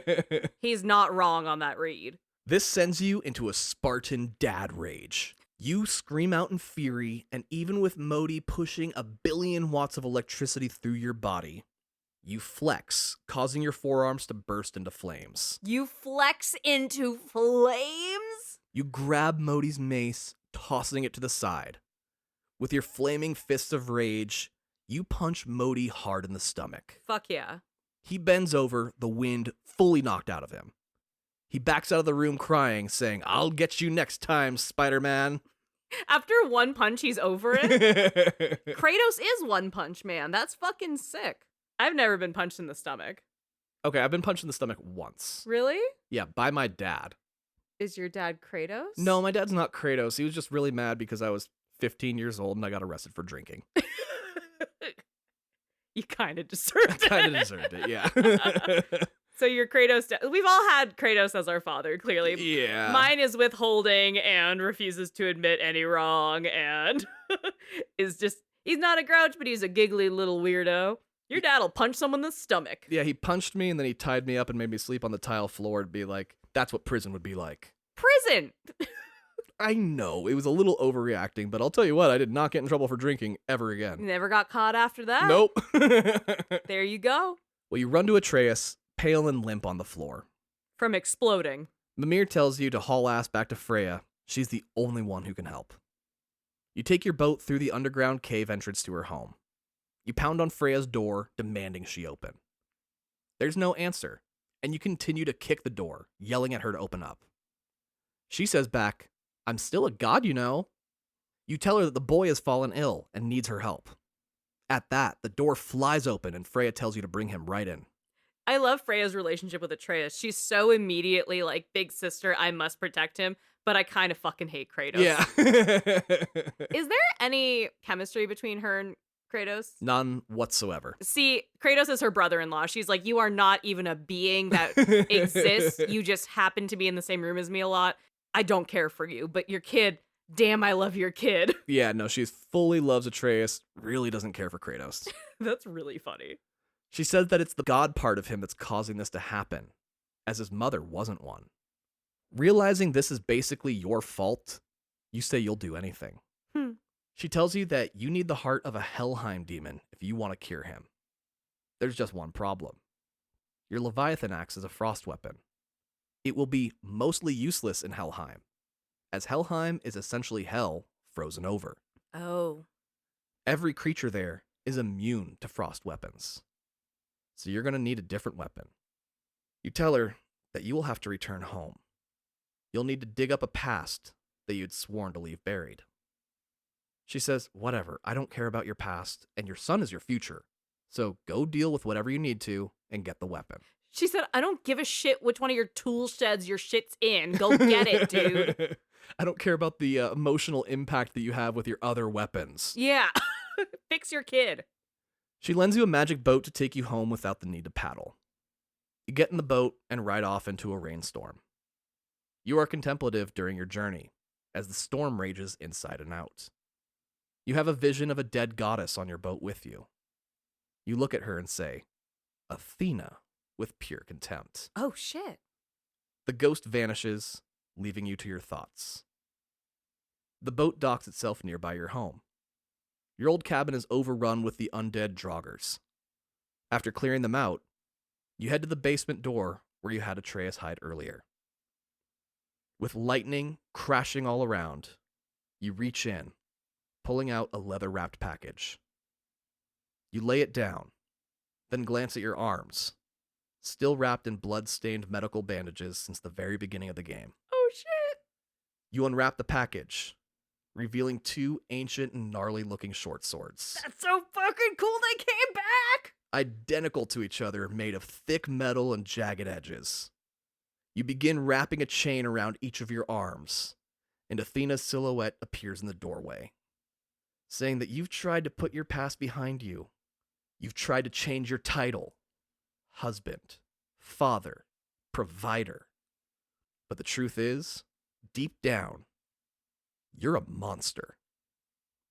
You finish wrapping the chains around your wrists and forearms, then stand holding the twin blades, both of them on fire from an unseen force. You look at her saying, I know, but I'm your monster no longer. That's so fucking cool.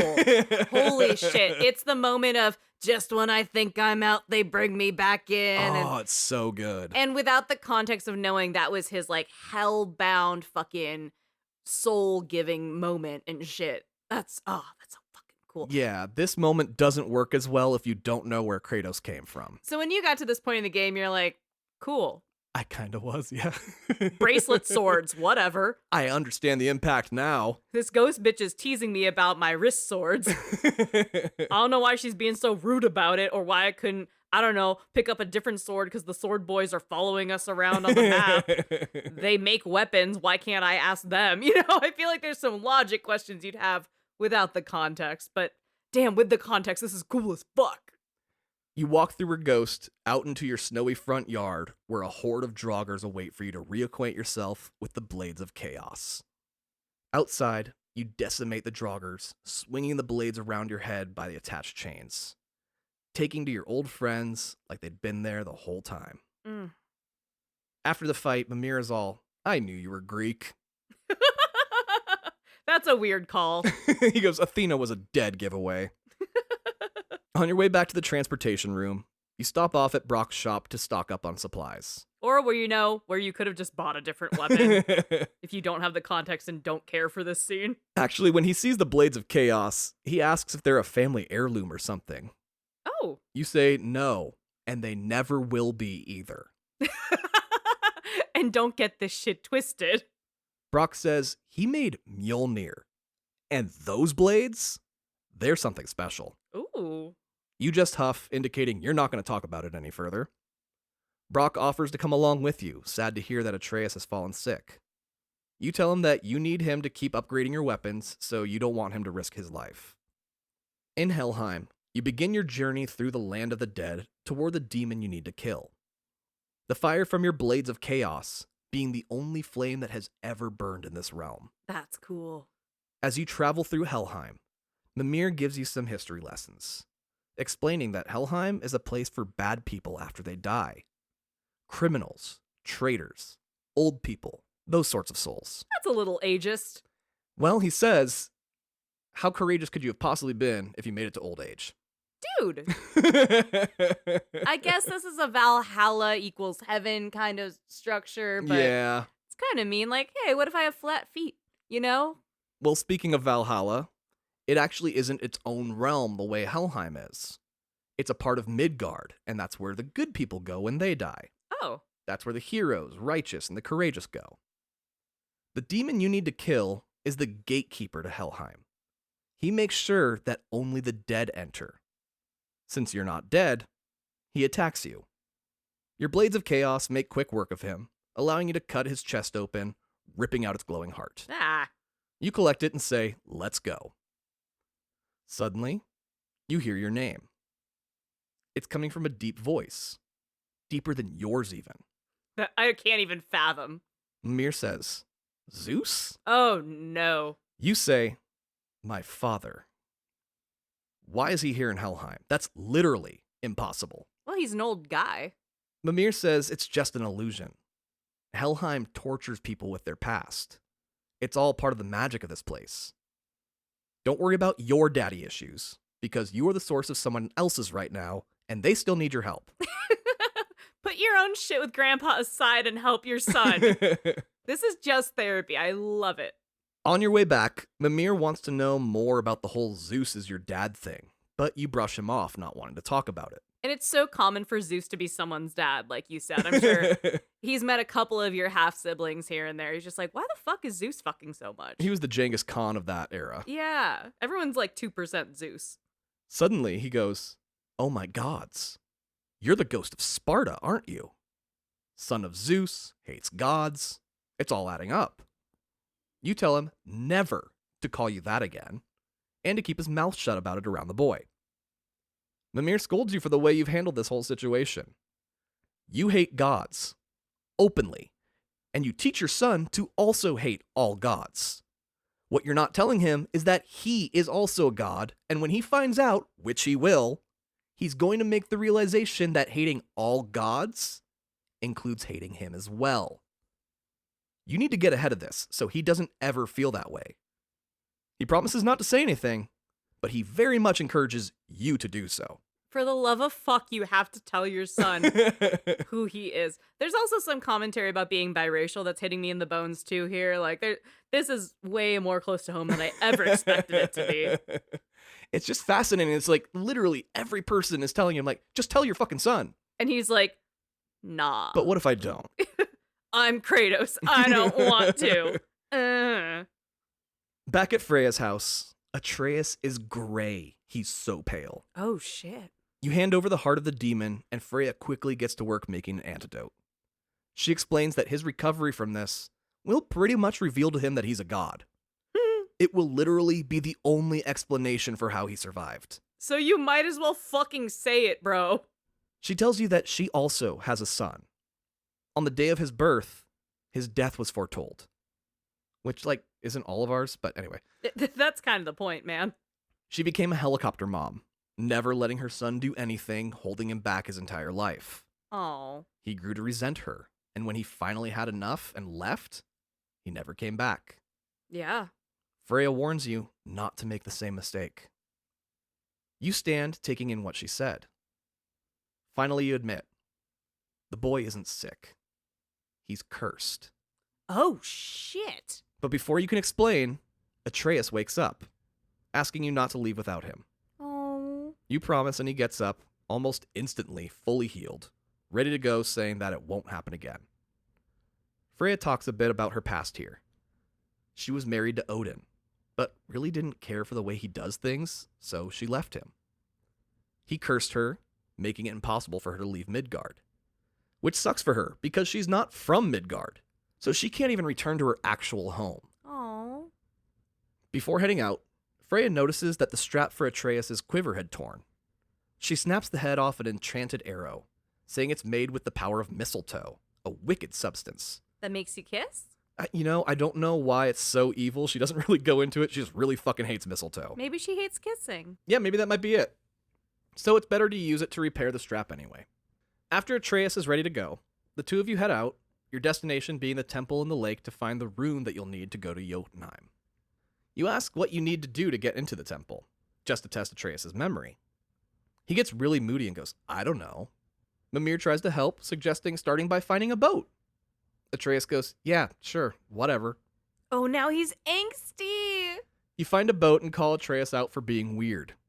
You tell him that you know he heard the conversation with Freya, so let's talk about it. Atreus calls you out for saying he's cursed. He says he knows he's not the kid you wanted, but he is the kid you have. Oh. You tell him that there's still so much he doesn't know or understand. He snaps back, whatever, at least now I know the truth. Ugh, that sucks. You say, the truth? Fine. I am a god, boy. I was born a god, and that means you were too. Good. He finally told him the fucking truth. Every single person he's met is like, why the fuck won't you just say this very simple thing to your child? And he did. Good. You say, I'm a god not just from a different realm, but a different world entirely. You tell him that you moved to this realm to live as a normal man because you hate all gods and wanted to shed your own godhood. But the truth is, no matter how much you try to hide it, you are one, and so is he.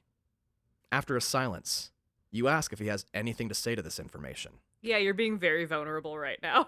Atreus, who has been sitting there silently, taking this all in, stands up and asks, can I turn into an animal? I love Atreus so fucking much. When they go out to hunt deer and shit, he's like playing 20 fucking questions. Like, what kind of tree is that? Where are we going? What time do you think nightfall's coming? What do you want to have for dinner? He finds out he's part god, and he's like, the first thing I want to know. Can I turn into an animal? Can I be an animal? You think about it earnestly and say, no? No, I don't think so. But, like, not super confidently. You're like, probably not, but if you do, it'll just be surprising. Atreus keeps repeating, I'm a god. Then he'll ask a question. He asks about Mom, wondering if she was one too. You tell him no, she was a mortal, but she knew the truth about you. He wants to know why you took so long to tell him. You bend down, looking at him with care in your eyes. You tell him that you didn't tell him to protect him. The life of a god is full of anguish and tragedy. That's the curse. Atreus keeps listing superpowers, asking if he has them. Can I fly? Yeah, he does. Oh, really? Can I turn invisible? Yeah, no, literally, just like go through the superhero list. He's asking about it. Can I shoot spider webs? Am I the Green Lantern? You tell him that you're not really sure what kind of ways his godhood will manifest. Mimir reminds him that he's already amazing with languages and can basically talk to animals. That sounds pretty godlike to him. Yeah, that speaks with animals is a D&D thing you can do. Yeah, right? Atreus wonders if Baldur knows, and that's why he's after you. You remind him that you've never seen Baldur until he showed up at your house that day. No reason for him to know anything about either of you. Arriving back at the temple, Mimir tells you that the rune is in a place called Tyr's Vault. It's in the depths of the temple, so you take an elevator-like platform very slowly down. Atreus is still completely blown away about being a god, saying some pretty concerning things. Oh, no. Such as the fact he wishes he knew he was a god back in Alfheim. He wouldn't have felt bad for killing so many elves. What? Yeah, Mimir's like, whoa, that's the wrong message to take from this. Yeah, you should still have guilt for taking lives, buddy. Atreus says that they were there on god business. They should have gotten out of the way. Oh, no, he's a cop. It's their fault for fucking with two gods. Oh, my God. What? Atreus, you've been a god for half an hour. Right. The turn is so fast on Atreus. Just immediately to his head. Oh, no. Without saying it directly, Mimir reminds Atreus that with great power comes great responsibility. I knew how that ended. I love it. He uses the god that this temple was built to honor, Tyr, as an example. He was a god of war, but he fought only for peace. As a result, people loved him because he wielded his god powers responsibly, using them to stop wars, not start them. Atreus is like, wait, there are good gods? Mimir admits that it's rare, like really fucking rare. But yes, there are a couple gods you could consider to be good. He's doing the right thing. He's like, you have this power, but let's look at some positive role models. Yeah. Maybe not your dad. Atreus says that Tyr traveled to so many places that he had otherwise never heard of. Mimir tells him that Tyr believed that travel was the ultimate way to enlightenment. You meet people of different cultures and backgrounds. You learn from them. You share your gathered knowledge with them as well. Always encouraging building bridges and preventing problems. Anthony Bourdain, yes. Tyr vanished, helping the giants escape Odin's wrath. Thought to have gone to Jotunheim with them, helping them hide it from Odin's sight. Finally, inside Tyr's vault, you see the things he's collected on his many journeys across different worlds and realms. You immediately see some Greek artifacts and beeline for a bottle with a cork in it. You uncork it, smelling the Grecian wine inside it. When you pull the bottle away from your nose, a vase with a drawing of you is revealed on a nearby shelf. Oh no, your old merch. You pick it up, looking at the image of yourself, holding your chaos blades, covered in blood. Atreus comes hobbling over with an Egyptian mask covering his face. He's just being silly. He's like, look at this little hat I found, Daddy. And he asks you what you're looking at. You throw the vase down, shattering it, saying it's a distraction, nothing more. Let's go. Don't we all feel like that when we get the time hop notifications of like, look what you posted in 2007? And you're like, shut the fuck up. This is distracting. Don't fucking remind me. I miss my hair.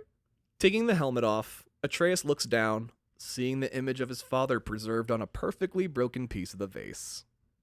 Not bringing it up, he joins you by your side as you look for the rune. He tells you that while you may hate being a god, it doesn't mean he has to. So he wants you to tell him the truth going forward. He asks once again, what was up with that vase?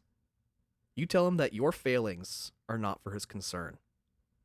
And he accepts this as kind of an apology, because at least you admitted you failed at something. Haha, technicality, Dad. Atreus starts to think that this whole mission that his mom sent you on was on purpose, to force you to teach him about his true nature. While looking for the rune, you solve a series of puzzles, one of which turns into a death trap. Atreus uses his knife to break the death trap, but it also mangles his knife in the process. He's sad, but proud of himself for saving both your lives, because when he asked you for help, you said you truly had no idea what to do. When you finally find the rune, you kneel down by Atreus' side. You tell him that on the day he was born, you made 2 knives, made from a mix of metals of your homeworld and your new one. One was for you, and the other was for him, for the day he was ready. You hand him a knife, telling him that today, he's ready. Oh, wait, this is his first beer with his dad moment. This is really cool. Hold on to that. Oh. He says, "So I'm a man now, like you?" Oh. You say no. We are far greater, and our responsibility is far greater as a result. You must be better than me. You make him promise, and he says he will be better. That's all a dad wants for his kids. Using his new knife, Atreus frees the rune from the power of a possessed mask. The rune's design is carved onto a black stone. When Atreus picks it up, the symbol glows golden, stretching across the stone, down Atreus' arm, across his chest to the tips of the fingers on his other hand. The stone crumbles in his hands, and you ask him if he memorized it. He promises that he has, watching the glow on his arms fade away. When you are attacked by the legendary Grendel, Grendel. joined by his brother, other Grendel. I thought you'd say Wendell. I No. don't know why. No, Grendel comes from fucking Beowulf. Oh, shit. They're the protectors of the vault, but the two of you handled them better than Bigby Wolf handled one of them. That's where I know that name. Thank you. It's like, who the fuck is this guy in Beowulf? Atreus is like, no problem for a couple gods. I'm a god now, motherfucker. Puny trolls. You're like, I've beaten bigger. On the elevator ride back up, you sit the boy down for another father-son bonding moment, as Atreus reminds you that your adventure is about to be over. Now that you've had one bonding moment, you want that rush of feeling needed and looked up to by another living being even more. You pull out the bottle of Grecian wine you found earlier, telling him it comes from the island of Lemnos. He smells it, saying it smells like rotten eggs, asking if it's still good. You say probably, now drink. Drink this morning breath brew. Like, let's go. He takes a sip, almost puking. You chug the rest of it, then toss the bottle, shattering on the ground like a frat boy. This is such dad shit. I love it. Well, it's Greek life, you know? Atreus asks why you left your home and gave up being a god. You tell him you gave it up because all gods are bad. Atreus says, but Tyr was a good one. And you're a good one, too. You've only ever killed people who deserve it, right? No. You used to have a half-sister. Sorry, kiddo. Well, you lie and say yes, but Mimir interjects saying, who's to say who deserves it and who doesn't? He really wants to actually you, but is like, this guy could kill me again. Atreus is all, only gods can judge you. And we're gods. Where is he getting all this shit from? So yeah, we literally are the ones who say who deserves it or not. I love the confidence. Mimir says, well, you do sound like your father. Oh no. You set the temple bridge to take you back to the mountain. Atreus says, we are gods. We go where we want. We do what we want. So let's go to the lost realm of Jotunheim. This went immediately to his head. It's so great. Fully to his head. He is such a cocky shit. I really hated Atreus during this section of the game. Really? Because he is a very sweet boy in the first act. He is, and he is such a little fucking shit for this part. You need to make it back to the tree where you met Mimir first, as that's where the gateway is. Atreus is excited to tell Brock and Sindri about being a god. You tell him that while you are no longer hiding it from him, it's still his responsibility to hide it from others. He thinks that's stupid, You shouldn't lie to your friends about who you are. If they're actually your friends, it won't matter to them. But whatever, he promises to keep the secret. As soon as you next see Sindri, Atreus goes, "Can I tell him, Dad?" The kid who does a 23andMe and thinks he's related to someone famous and is like, this is my personality, you know? Like, I'm a descendant of Genghis Khan. Like, first of all, get in line. Second of all, what's that doing for you? Calm down. You tell him no, but Sindri's interest is piqued. You tell him it's family stuff. Don't worry about it. Sindri is like, "Oh, don't get me started on family stuff." Atreus gets angry and says, "Oh, what? Let me guess. Your brother isn't as good of a blacksmith as you, and he's a jerk." Sindri's like, "Well, yeah." Also, you're being kind of a jerk right now. What the fuck? Atreus bursts out in anger, the sky turning dark, a storm brewing. Oh, no. He says he's sick of these tiny little problems and doesn't want to hear about them anymore. "Wham, my brother sucks. Wham, get over it." Oh my gosh. Sindri's like, "Damn. First off, scene. Fine, I get it. I'll shut up about my brother." Later on your way up, you ask why he was being such a jerk to Sindri. He says that you're also sick of hearing about their family problems. You agree, but that it's also not a good idea to make unnecessary enemies. Atreus tells you that it's more important to be honest. Fuck their feelings about it. Oh no. You tell him his mother would disagree. Bow, bow, bow. He snaps back, she wasn't a god. I hate Atreus. Oh no. So much. What the fuck? I want to hit this child. Damn. Oh, after saying that, he has the audacity to ask if he can carry her ashes the rest of the way. And you're like, absolutely fucking not. You tell him that after the way he just spoke about her, why the fuck would he want to? He says it's the truth. She wasn't a god. You tell him that she was better than any god, and you would do well to honor her for that fact. Hell yeah. Being 12, Atreus starts to get deep, Oh no. saying that it makes perfect sense why Odin is after you. You're a threat to him, because obviously you could beat him and every other god. You're one of the good gods, clearly. The good guys always win.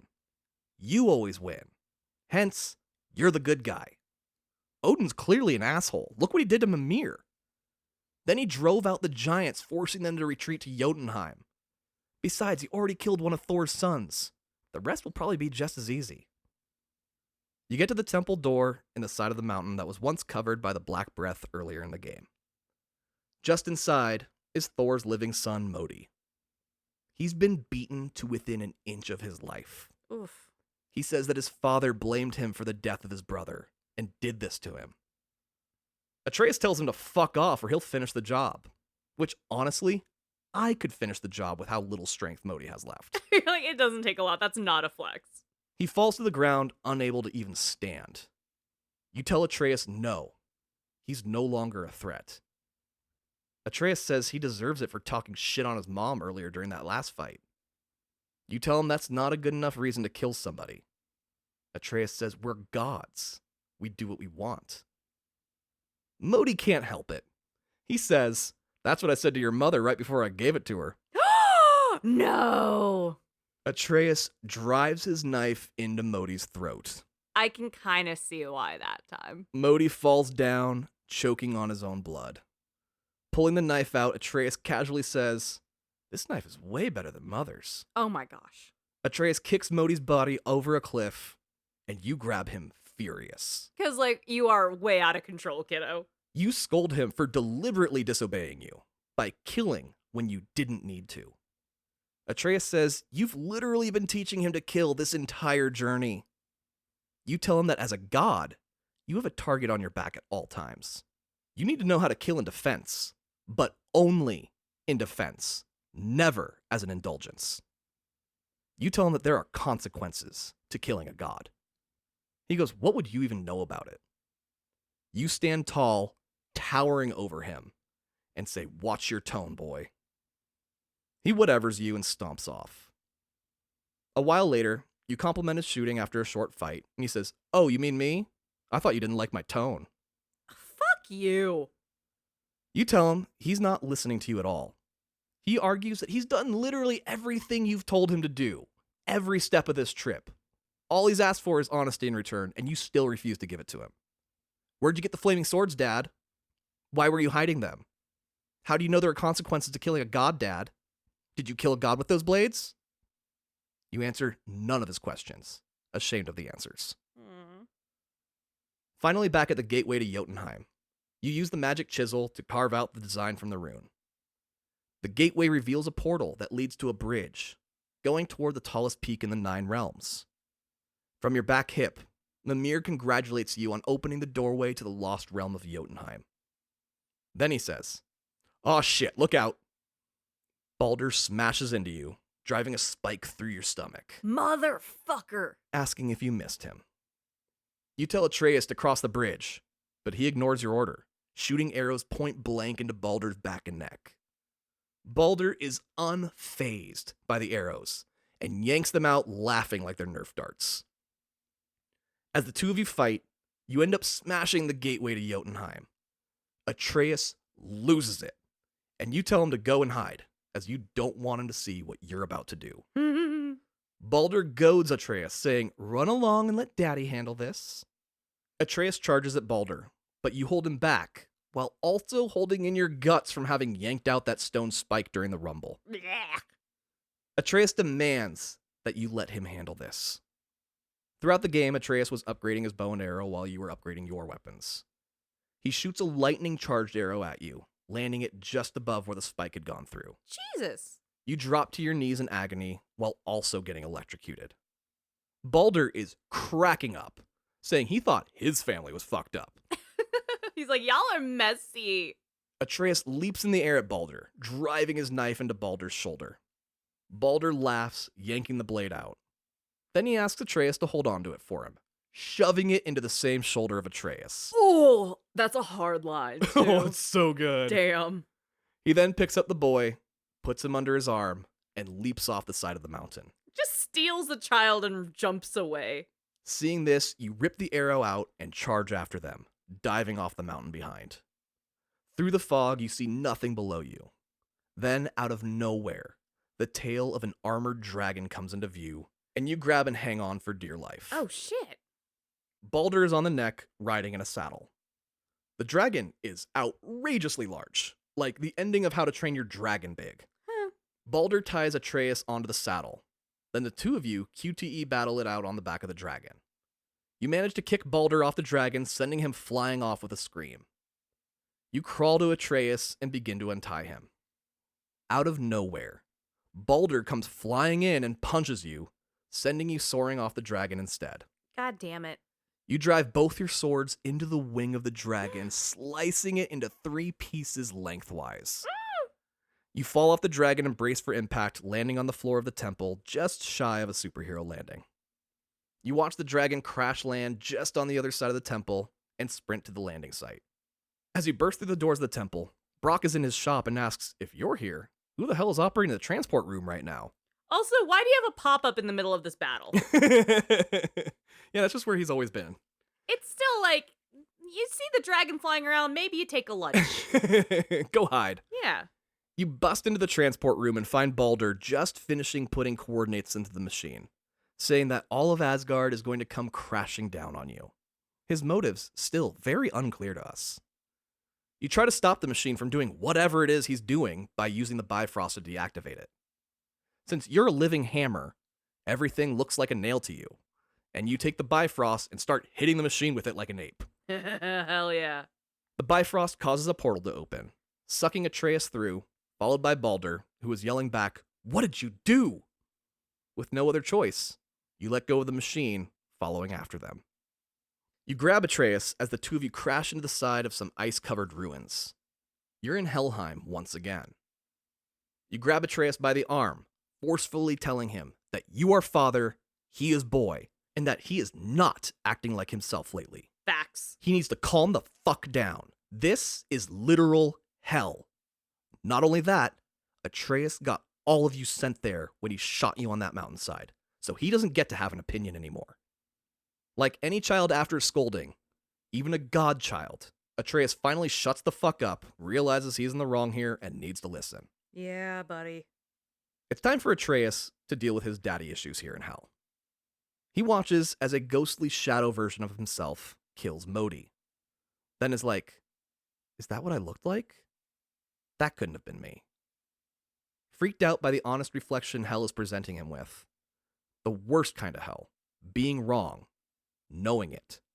Then being forced to relive it. Ugh.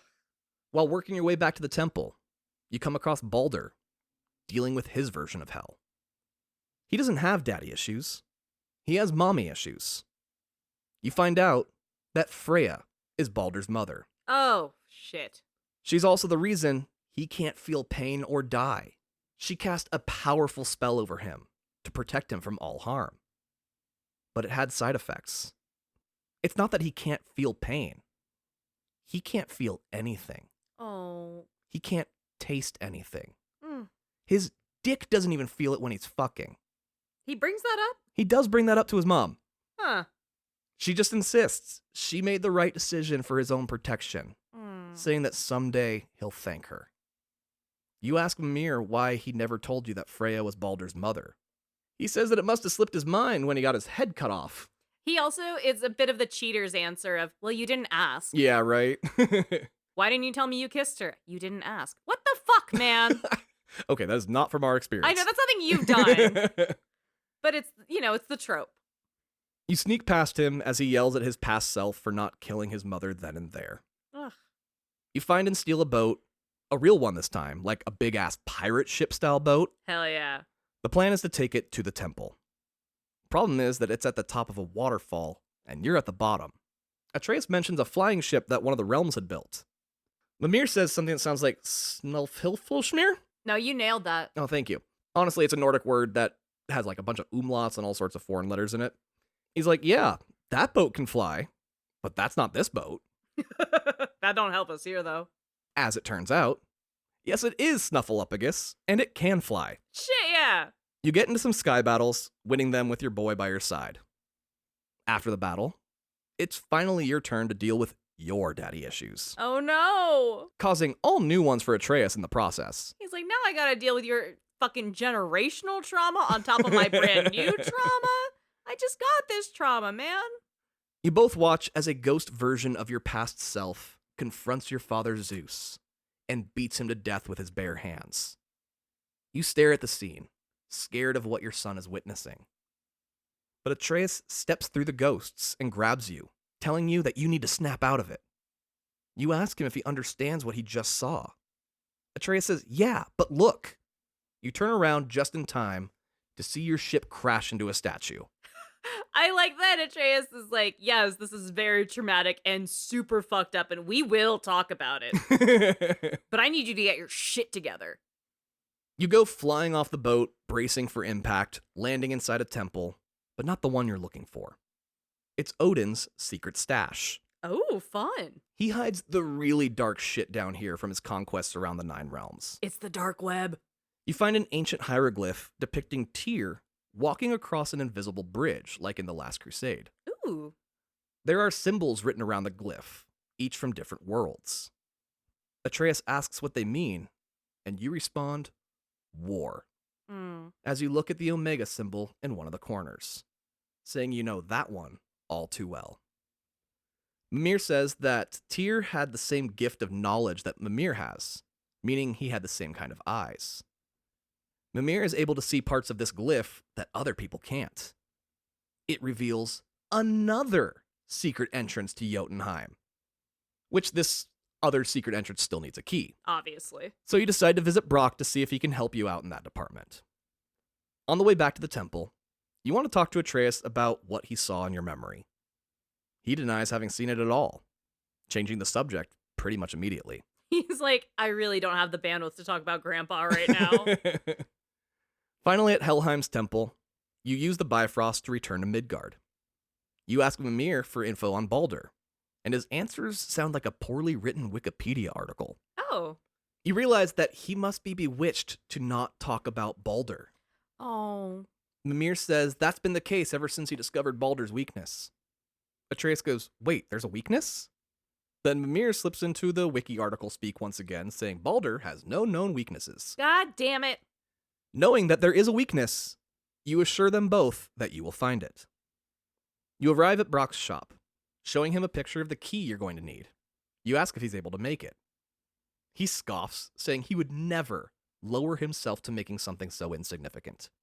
He only makes weapons and occasional armor with spikes on it. However, he has an air of worry, like he actually couldn't make what you're asking. He says his tools would break on something that intricate. From nowhere, a voice says, "Then shingle it."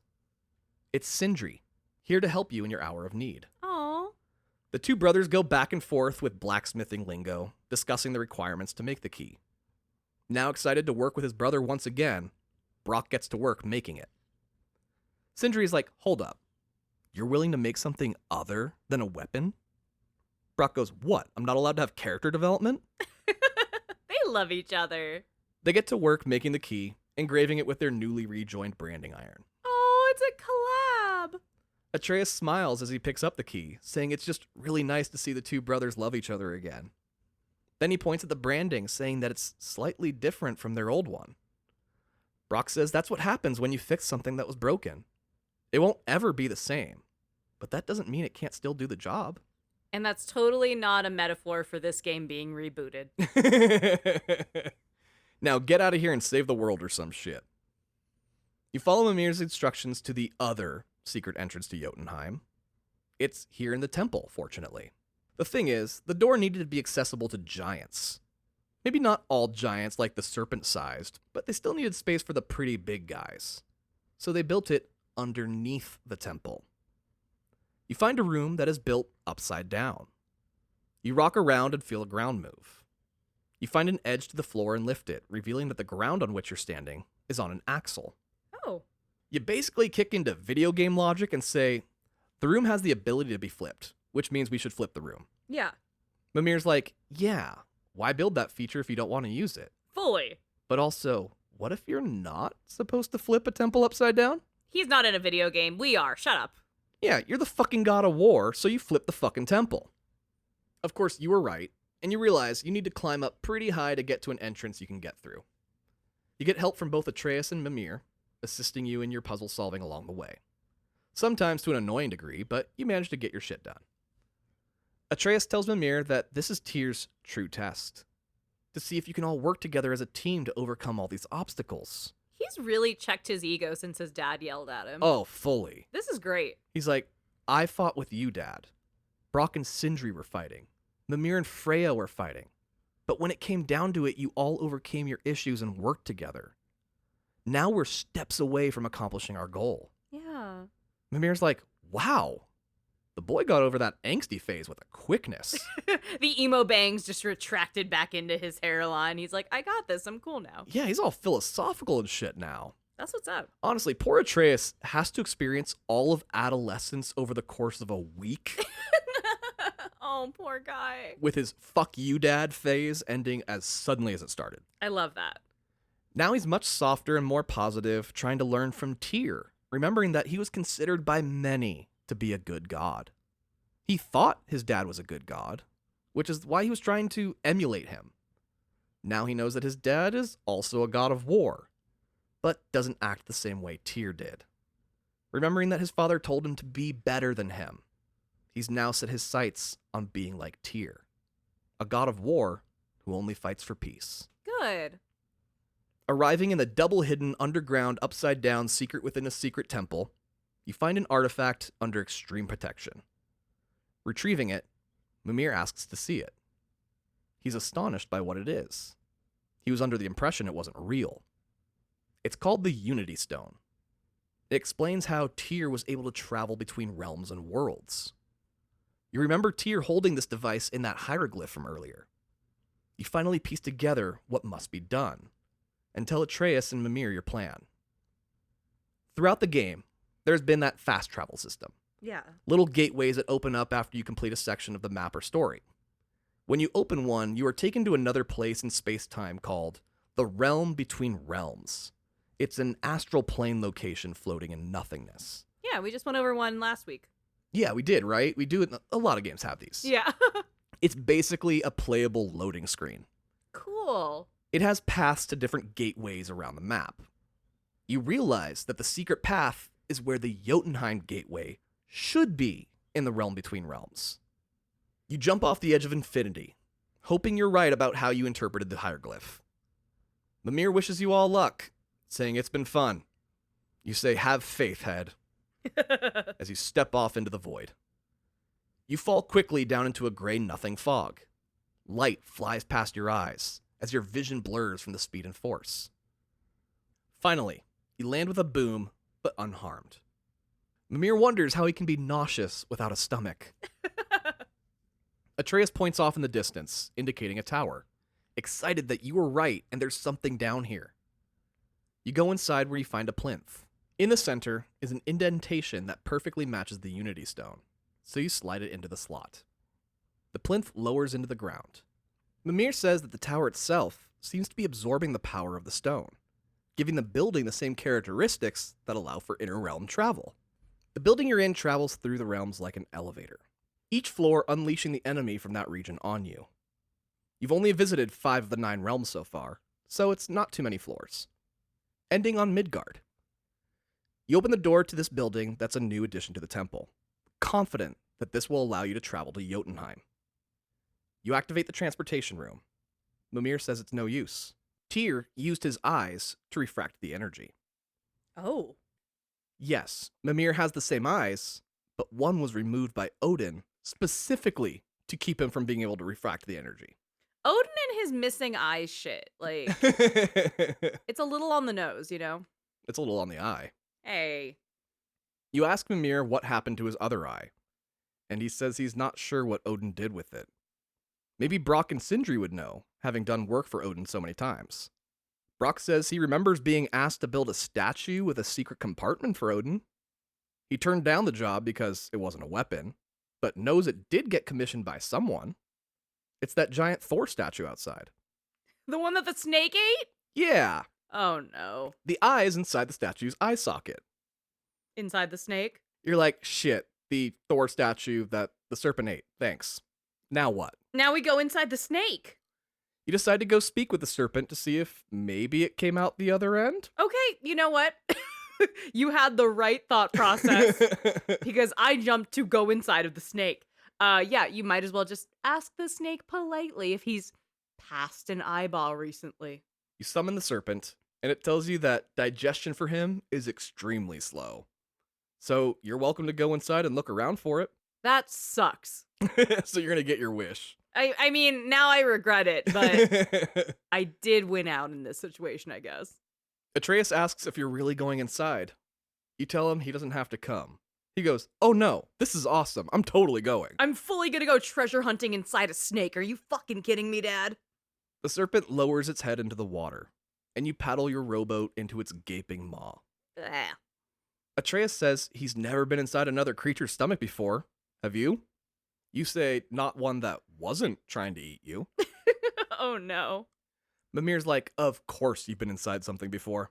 Hey, that's how he's a daddy now. Oh, wow.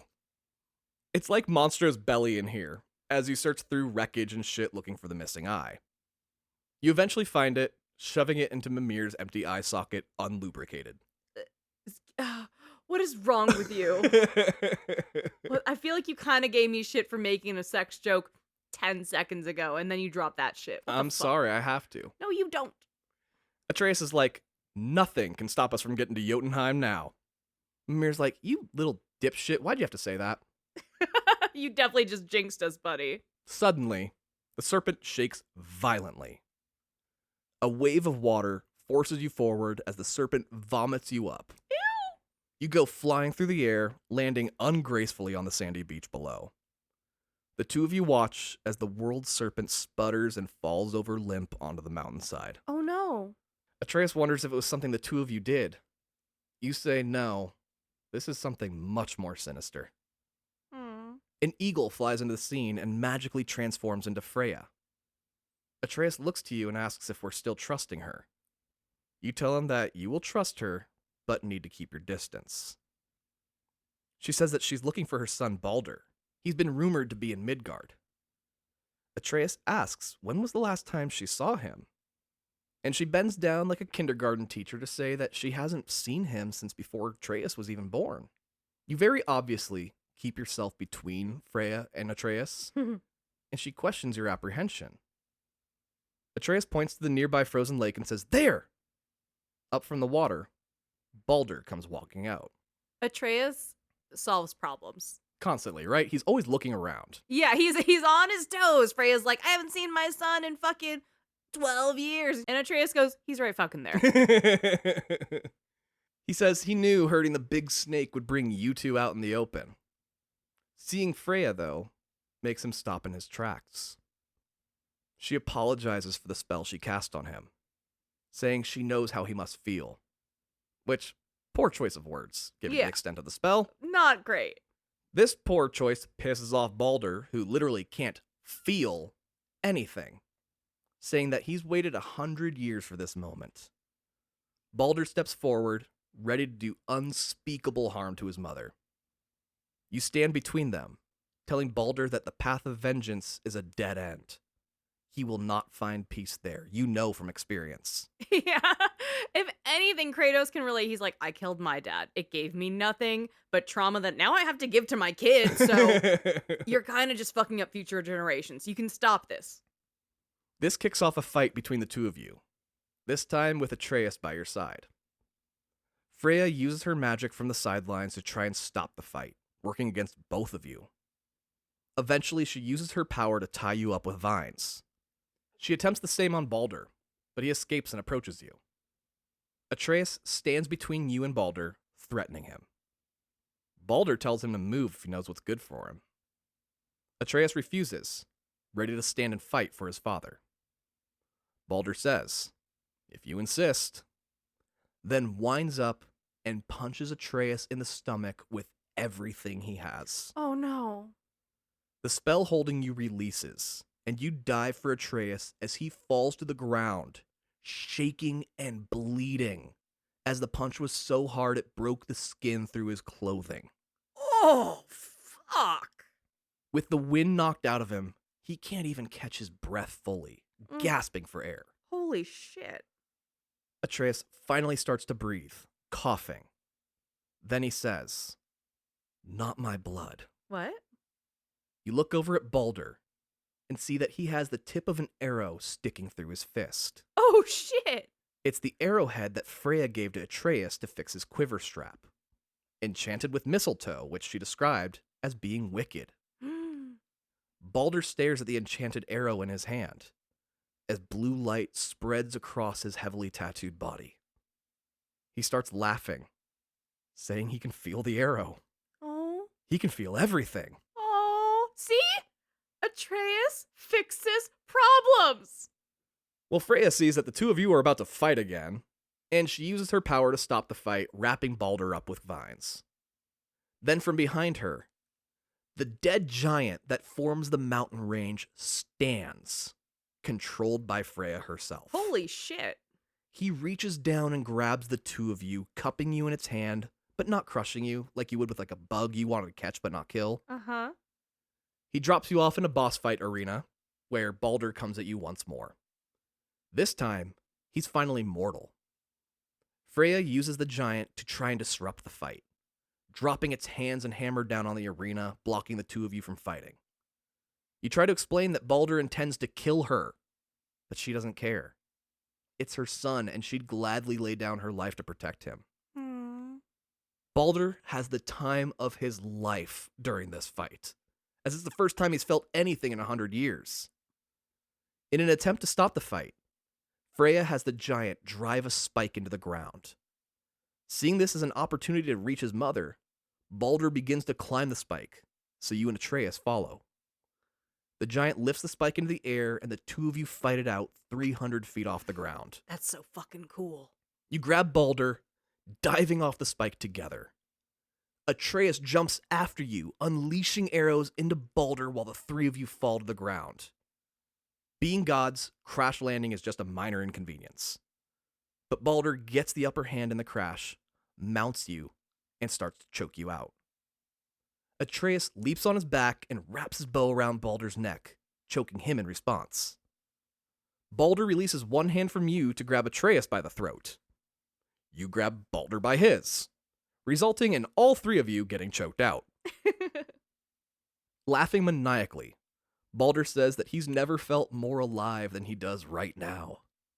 Your Spartan rage takes over, allowing you and Atreus to break free from the hold, both of you kicking his ass, sending you into the final round of the fight, resulting in a QTE moment that has you and Atreus going back and forth, whooping the shit out of Balder. You mount him and begin punching over and over, both of you turning more and more red from the blood pouring from Balder's face. Freya makes the giant blow a gale of wind from its mouth, slowly freezing the area, stopping you from killing Balder. Atreus says he has an idea and starts making some guttural sounds. The serpent of the world rises up and latches its mouth to the face of the giant, snapping its neck. That's the coolest fucking thing. Oh, it's so good. It's just two giants, like they take up the entire fucking screen. Hell yeah. And this kills the giant once again. You get thrown and land nearby Balder. You mount him once more, your hands quickly finding his neck. He's begging you to finish him. Freya is on the ground nearby, and she begs you not to. Then Atreus walks up saying, "He's beaten, Father. He's no longer a threat." Oh. Having finally learned the lesson he failed with Modi. You look into Balder's eyes and tell him that he will not come for you or your family ever again. He will not touch Freya. Freya spits back angrily, "I don't need you to protect me." Completely over this fucked up family, you stand, letting Balder go. Balder gets up and starts talking shit to his mom again, because of course he does. Yeah. Saying he will never forgive her what she did to him. She says, "Fine. If seeing me dead is the only thing that will make you happy, then here I am. Finish the job." Oh, shit. He approaches her crying, then grabs her by the throat. Watching this all play out, Atreus begs you to stop this from happening. Freya looks into her son's eyes as she struggles to find breath, telling him she loves him. You come up behind Balder, putting him in a headlock. You tell him the cycle of violence ends here. Hell yeah. See, Kratos is a product of fucking therapy. Kratos is using his toolkit. He is emotionally regulating. He is identifying bad patterns that he has the power to break. Fuck yeah, Kratos, and fuck yeah, therapy. Clearly, Balder hasn't learned anything, and honestly, likely never will. You grab the side of his head, then twist it until it snaps, Oh. sending Balder's eyes rolling into the back of his head as he finally dies. Freya crawls over to him, saying, "My dear boy, no, no, no, no, no, no, no." You tell her that he chose this fate. Freya says that she will rain down every agony, every violation imaginable upon you. This happens to Kratos every 10 years or so. Someone swears to the skies they're going to ruin everything, and he's like, yeah, bet. He's like, "Join the fucking line." Yeah. She promises to parade your dead and rotting corpse through the streets of Helheim for what you've done here today. He's like, okay, there's a fucking wait list. She calls you an animal, passing on your cruelty to every living being. This isn't even the meanest thing someone's called him in this game. He got called a monster like a while ago. You tell her that if she thinks that, then she doesn't know you at all. She responds, "I know enough." Does he? Without turning to look at him, you say, "Boy, I come from a land called Sparta. I sold my soul to a god, and then proceeded to kill many who deserved it, but also many who did not." Turning to face him, you tell Atreus that you killed your own father. Atreus asks if this is how it is for every god. Sons killing their mothers, their fathers, just to turn around and receive the same fate for themselves. You tell him that the two of you have a choice. You don't have to live that same life. It's our choices that define us. Hell yeah. You can always grow and become better. We must be better than those who came before us. I fucking love Kratos. Freya carries Baldur's body away, staring daggers at you as she does. Mimir says, I guess we're the bad guys now, huh? Are we the baddies? You say that in her eyes, yes. Right now, she isn't able to make the choice to be better. Atreus has a hard time understanding, wondering why such a nice person became evil. Mimir explains that she didn't become evil. She lost her son. Yeah. The death of a child is not something a parent can get over easily, if ever. You can't blame her for the way she reacted. Just be ready for it when her wrath comes. You even tell Atreus that you would gladly allow him to kill you if it meant he would live. Oh. It's a feeling only a parent can understand. In the meantime, you have Atreus' mother to honor still. So you head back to the temple where you can travel to Jotunheim. Using Mimir's restored eyes, you open the gateway to Jotunheim, wondering how far you'll be from the mountaintop when you pass through. Just before walking through the gate, Mimir stops you, saying that you don't want a rotting head with you for this moment, and asks to be left behind. I think I'm gonna fuck up the aesthetic, so throw me on that hat rack over there. Well, you're like, what should I do with you? When Brock and Sindri show up. They say they didn't want to miss this monumental moment of seeing Jotunheim open again. Mimir's like, oh god, please don't leave me with them. But beggars can't be choosers, and you toss the head to the brothers, who promise to take care of Mimir while you're gone. You turn to Atreus and ask if he's ready. Through the gateway is a set of stone steps, leading to the peak of the tallest point in the 9 realms. You climb and climb, the light becoming brighter. At the summit, you see the peak just a little further ahead. You stop a moment and begin taking off the bandages that have been wrapped around your arms since the start of the game, saying you no longer need to hide the scars beneath them. Unwrapping, you can see the many marks left by the chains from your blades of chaos. You take a moment to enjoy the air on your skin for the first time in ages. Atreus fully interrupts the moment, going, can we go now? Are we there yet? Are we done? Can we get sandwiches? I want ice cream. Knowing the boy doesn't understand, you end your moment early.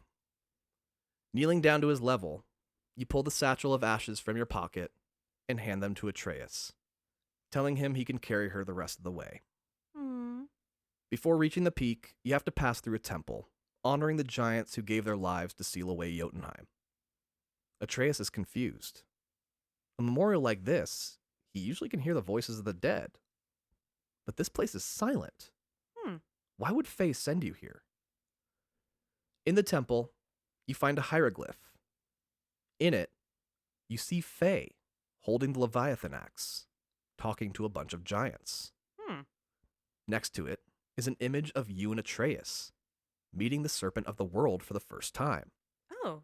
Which doesn't make sense. This was clearly carved ages ago. Continuing through the cave, you find your entire adventure depicted up to the fight with Baldur. Atreus is like, why is our story here? Yeah, man.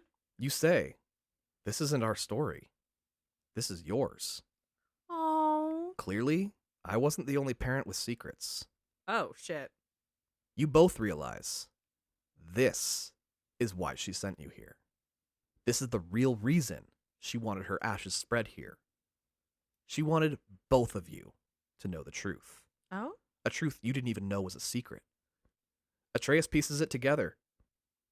Faye was a giant, which means he's also a giant. A god giant. Whoa. Baldur was never after you at all.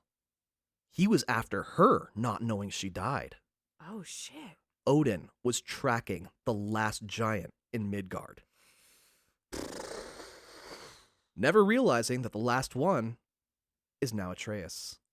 And the entire time, Kratos made it about himself.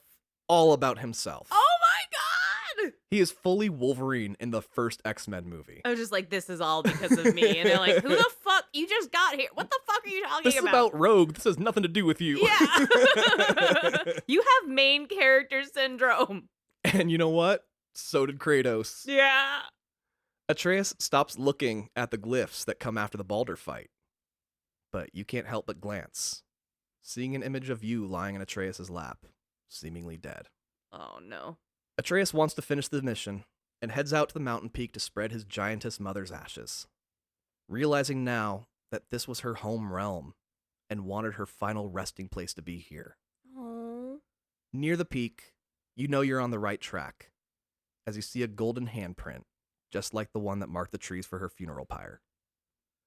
Looking out from the peak of the highest mountain, you can see the bodies of slain giants turned into mountains, littering the view. Mm. You both reach into the satchel of ashes, releasing them to the wind as they glow and spread. You say your final goodbyes, and Atreus says, "Damn, all the giants really are dead and gone, even in their home world. Odin really did wipe them out. What an asshole." Yeah, what the fuck? Leaving the peak, Atreus says there's just one thing he doesn't understand from the hieroglyphs on the wall. The giants, and by default his own mother, gave him a different name. They refer to him as Loki. Shut the fuck up. You tell him that was the name Faye had always wanted to give him, but you convince her to go with Atreus.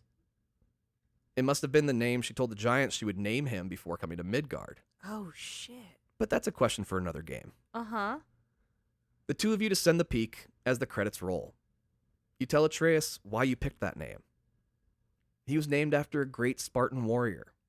All Spartans are great. Especially John 117, the Master Chief of Spartans. The greatest of them all, right? Absolutely. But Atreus, he always kept a smile on his face, even in the worst of times. He was a reminder that even warriors have humanity.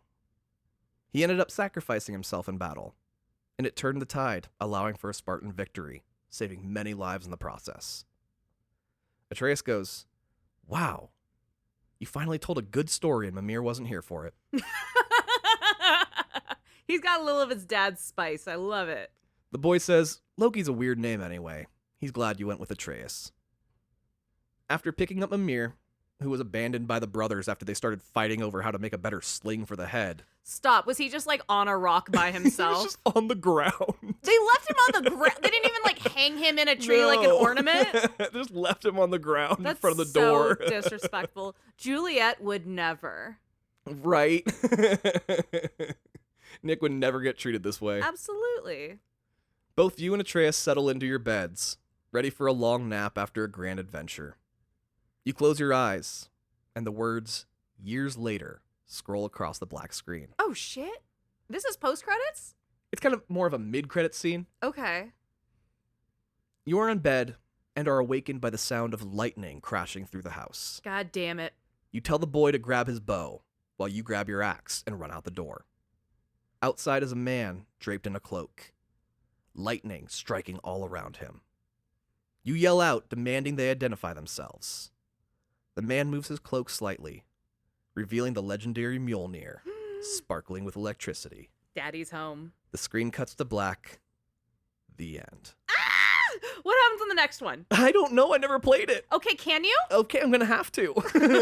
This was fucking great. I loved it. Yeah, that was God of War. I kind of want to play it now, even though it's fully spoiled for me. It's pretty hard, I'm not gonna lie. It is a tough game in terms of combat. Okay, good to know. Like, it's up there with, like, Ghost of Tsushima. So, like, sit down and play it. Don't, Yeah, like... definitely. This is not a second screen game. No. You need to be paying attention. Got you. Thank you for the warning, because you know how my little lizard brain works. Holy shit, that was so much fun. Oh, I'm so glad you enjoyed it. I'm so glad to get that behind us, because I one time promised that we would never do this game. We say that So many times. all the fucking time.